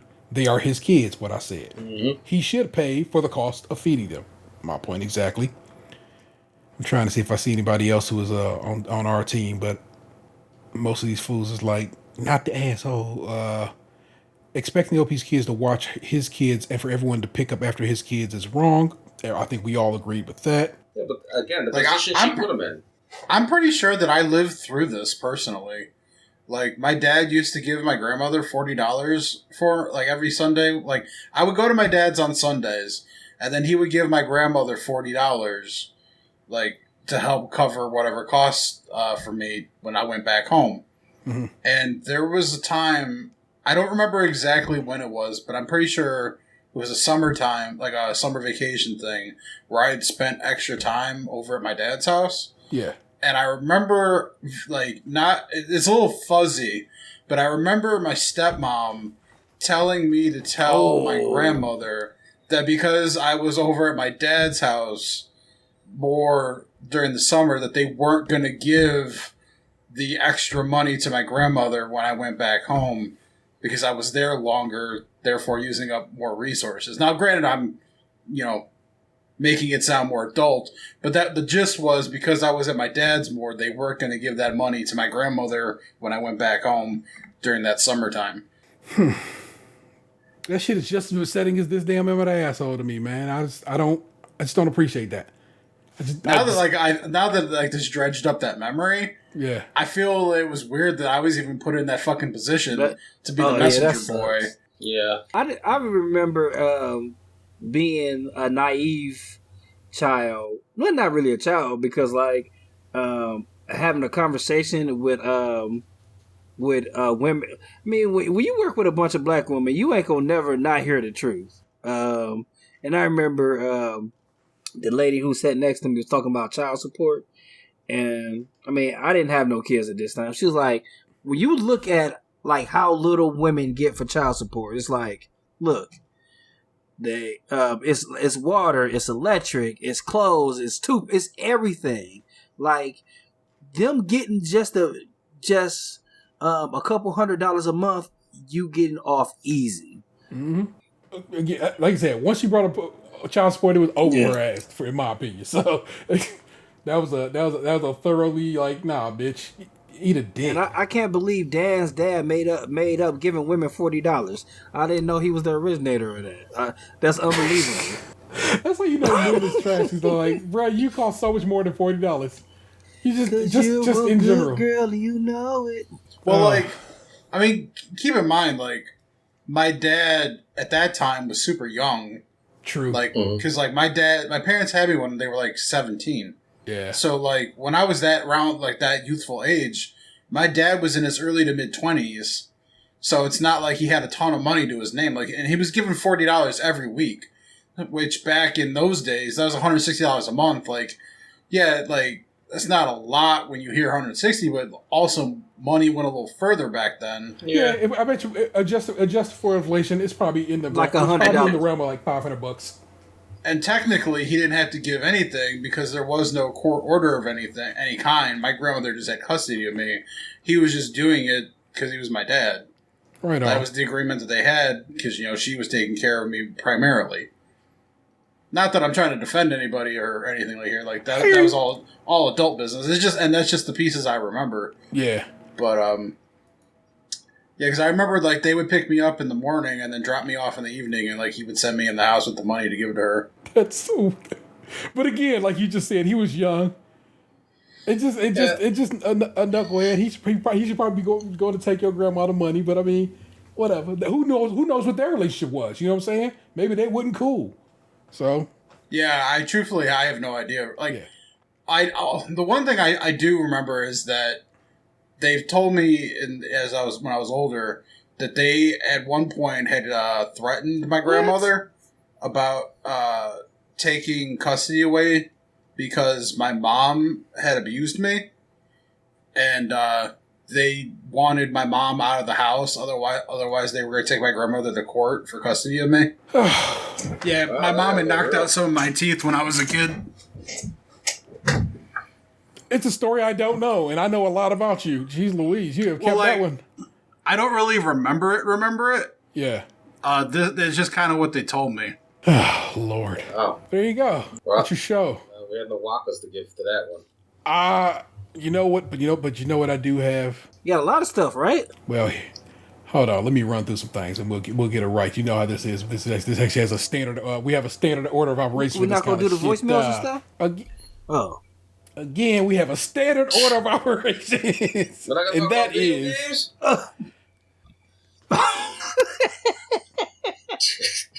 You got a good point, Gabe. Daniel, you've been playing Call of Duty Warzone, correct? That is correct. Anthony, you have been playing whatever you play on your phone and nothing else, But correct? I did have a story though. Like, oh yeah, your game got okay, yeah. So I've been trying to buy this game T has been talking about for weeks, and then last week it was like the twisty knife. It's like, man, I'm still playing it, and damn, I was caught up on these boards, and then by Panic Thief. I'm like, shit, I want this game. So I ordered it, and I ordered it like 3 weeks ago. You ordered like the day after we talked about the first time we talked about it. I think it was that night. I ordered it on May 19th or 6th, something like that. So then I get an email. No, first I check my Amazon because you check your orders, and I'm like, where the fuck is this game at? It wasn't even in the list no more. And then it was just like, nah, dog, we ain't even got no more of them. And I was just like, shit. And then like I've been checking everywhere else. Not only is it not anywhere else, it's more expensive on PlayStation 4, and like it's like $20 cheaper on PS5. Yeah. And like it was just like, and then now you just want to jump past this part, or this has been wrecking my week because I was like, I haven't told my girlfriend. I'm like, I got this game. I ain't played games in a while. I'm gonna get it in the mail, and I'm gonna be playing a little bit at night. So please don't get mad. Like it was, the pricing thing that you're mentioning. I had thought about this last night. Remember, like when we went through the whole Dr. Seuss issue with the books not being printed and all that, and the prices jumped. Yeah. I saw a video clip on Twitter last night, and it made me think. Should we go around and buy up all the DVDs and Blu-rays for Major League now that the baseball team's going to be changing their name? Oh. You think like maybe the movies will become more rare and won't be played? I mean, Major League is strangely one of those movies that I feel like is on TNT and TBS all the time. Did we? Oh, that's the episode. But that's what I'm saying. Maybe it won't be anymore now that they're cracking down on changing the name. Maybe they won't play the movie anymore. It's gonna be like the Song of Dixie or something like that. Like it's gonna be white. Song of South. It's gonna be white from the from everywhere. You can't see it no more. Well, think about. That song is on a DVD, not a DVD, a CD that we brought from the library recently. What, Zippity Doo Dah? Yeah, Zippity Doo Dah. It's on now what I call that's what I call Disney Volume 2 or something. I don't think Zippity Doo Dah is canceled. I think just the overall movie, like Zippity Doo Dah, is the safe space within that that whole realm. That's all right to play because I've been skipping it every time it comes, and my kids are asking me like, "You won't be Zippity? Why'd you skip that song? What's that song? What's wrong with that song?" And I'm like, "Don't worry about it. There ain't gonna be no Zippity Doo Dah up in this car." And if that's what you've done thus far, no need to bring it in, cause fuck it, Well, if they like the song so much, what a wonderful I want to day. see this. I want to see this movie. Yeah. So you good, man? You good? I have been playing Judgment nonstop. I am in the end game. I got to the point where they was like, "Hey, man, if you got anything you want to do, you might want to go do it because after this is where we going. This where shit about to get real." And so I've been doing everything else. I got the last lady I could date, and I got her up to the level of where she could what you basically want them all to do is confess their love to you. So I've had where all the ladies have confessed their love to me. That has worked out.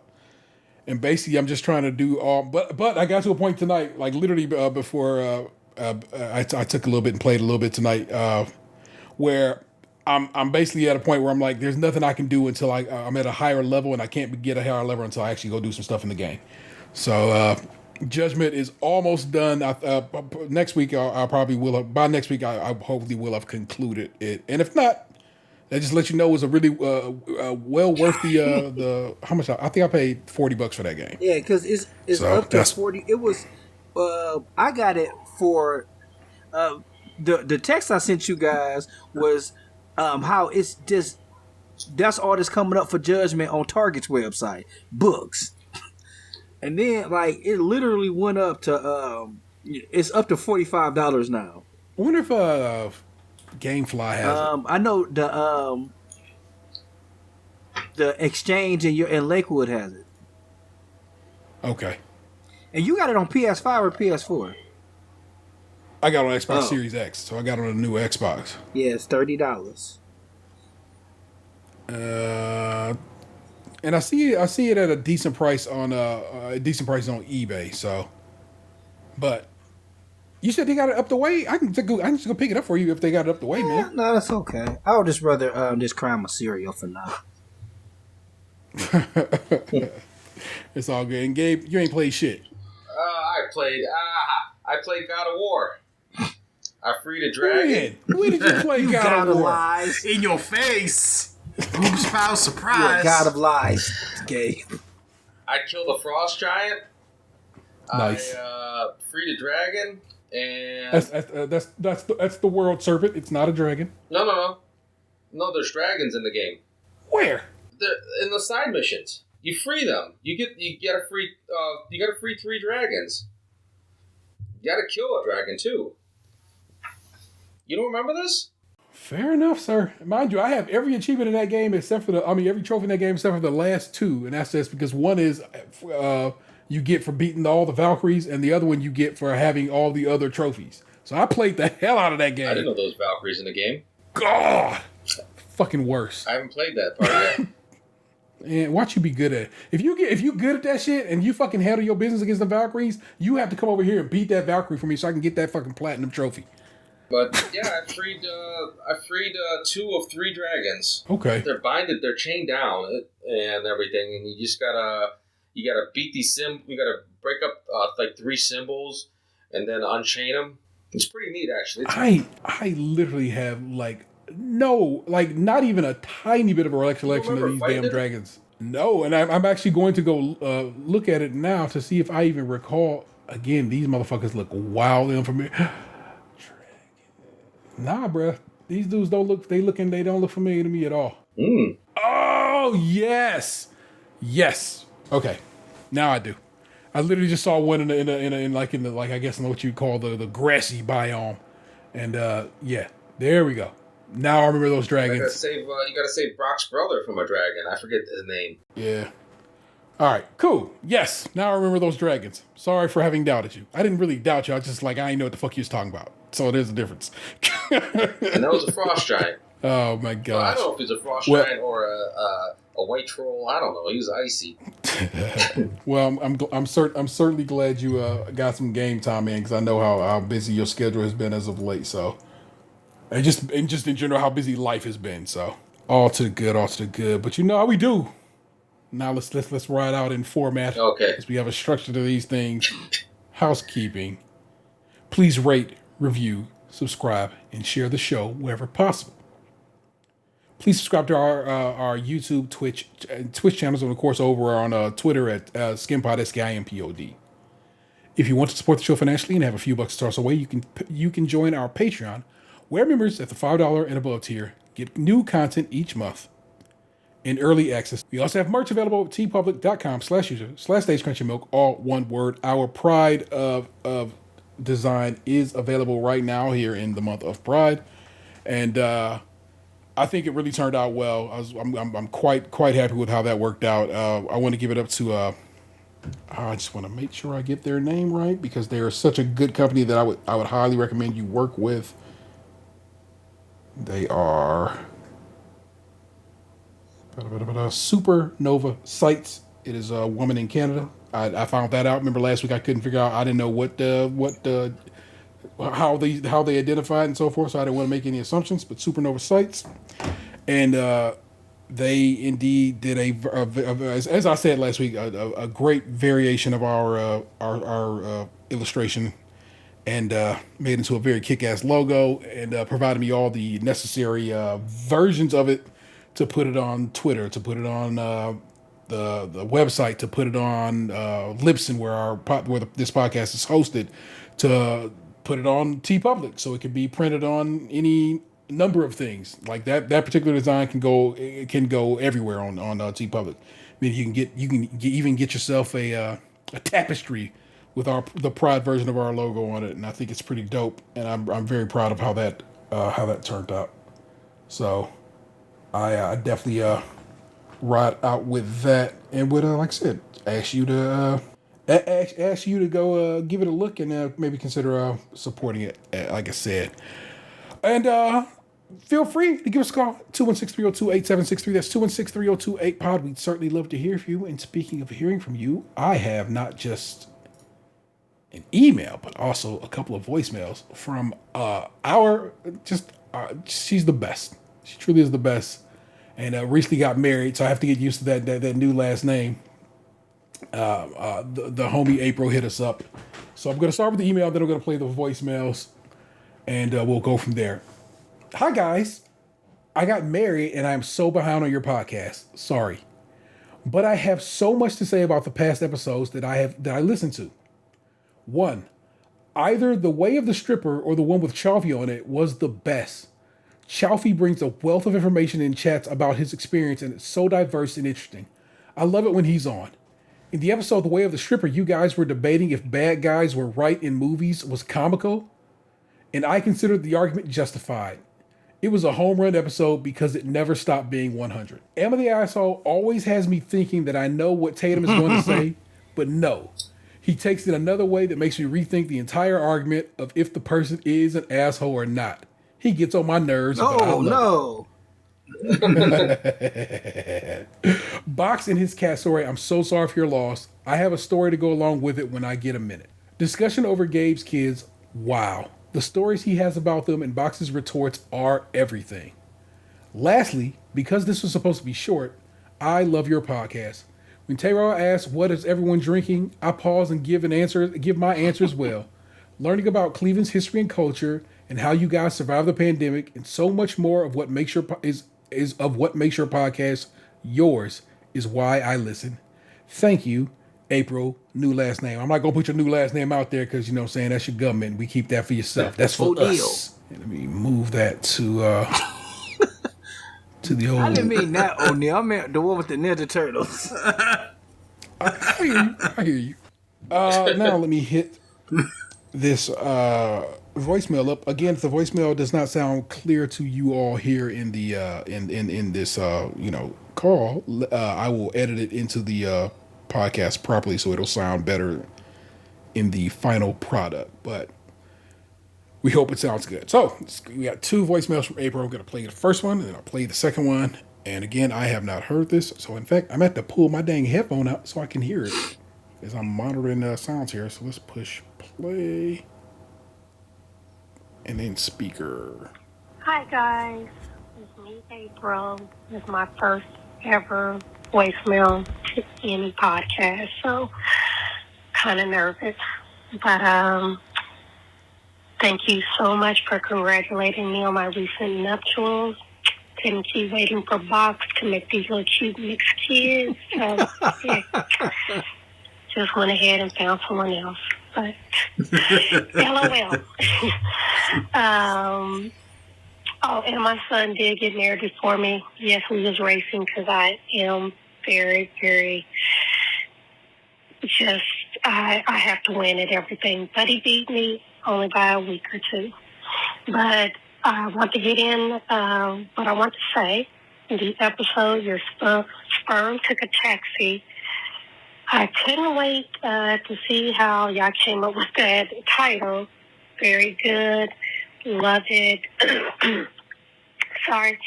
I have 2 rainbow kids, so I totally understand.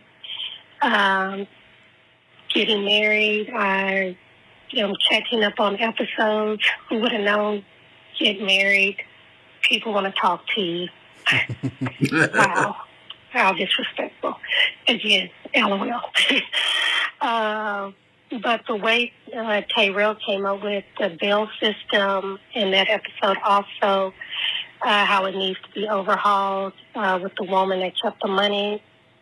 Like I always say, you guys come up with a different perspective that I'd never think about. It is like so amazing. I'm just at awe with you four. I'm like, that is not where I thought you would go with that. And it is like, okay. And I agree also. I've seen most of the movies that Gabe is suggesting, which is surprising because I don't watch movies. My husband is trying to get me to watch movies like Scarface. The other one with the guy with the Italian accent and the family. Godfather. All those movies I haven't seen those. I may sit in the room for a little bit, but I end up walking out. But he'll try to make it interesting for me. I have to write things down because I'm nervous. Box with that Theragun. I'm thinking about asking for one for a wedding present. I don't eat snacks that much. And I don't eat cookies that much. If it wasn't for my ex, that my kids probably wouldn't have eaten Oreos till they started school. But I love it when you guys drop. I tried it because then, even with my grown kids, I get them those snacks, and they are so impressed by me. And of course, I'm the best grandma ever because look, I let them try all this stuff. So again, you guys have like just put me on this status of, supreme being with my kids, my husband, my new kids, and everything.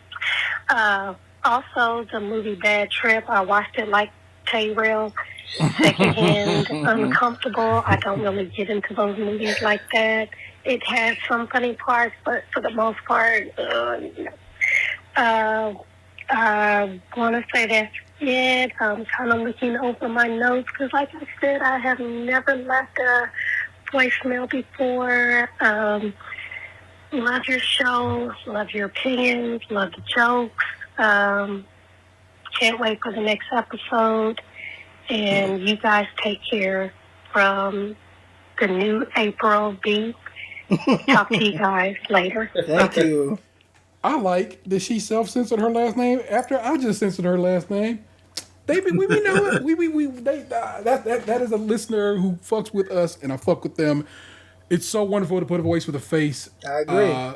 You did great. Don't you ever worry about calling other podcasts. You get out there and you let them know, and that's what you do. You write yourself. If you think you're going to be nervous or your energy's going to be off, you do just what you did. You write some notes, and you let your notes be your guide.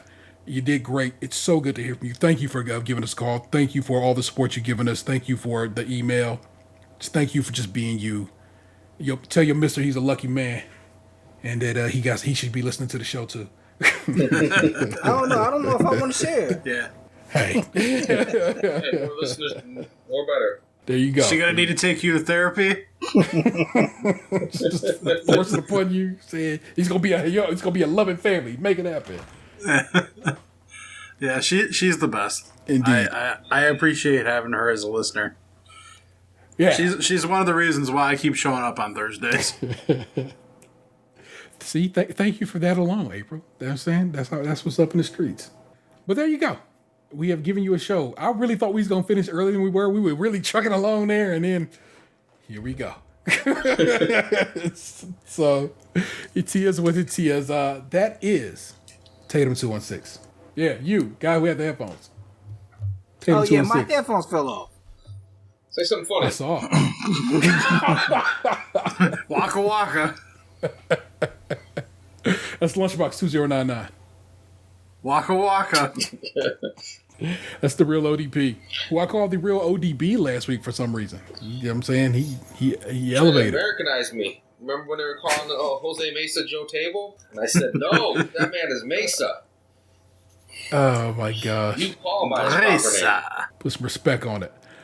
I am the Internet Table 713. You have just been podcast to, and I know you loved it. Maybe. Peace. Well, at least April did. That's all that matters some days. What beautiful. You used to be beautiful.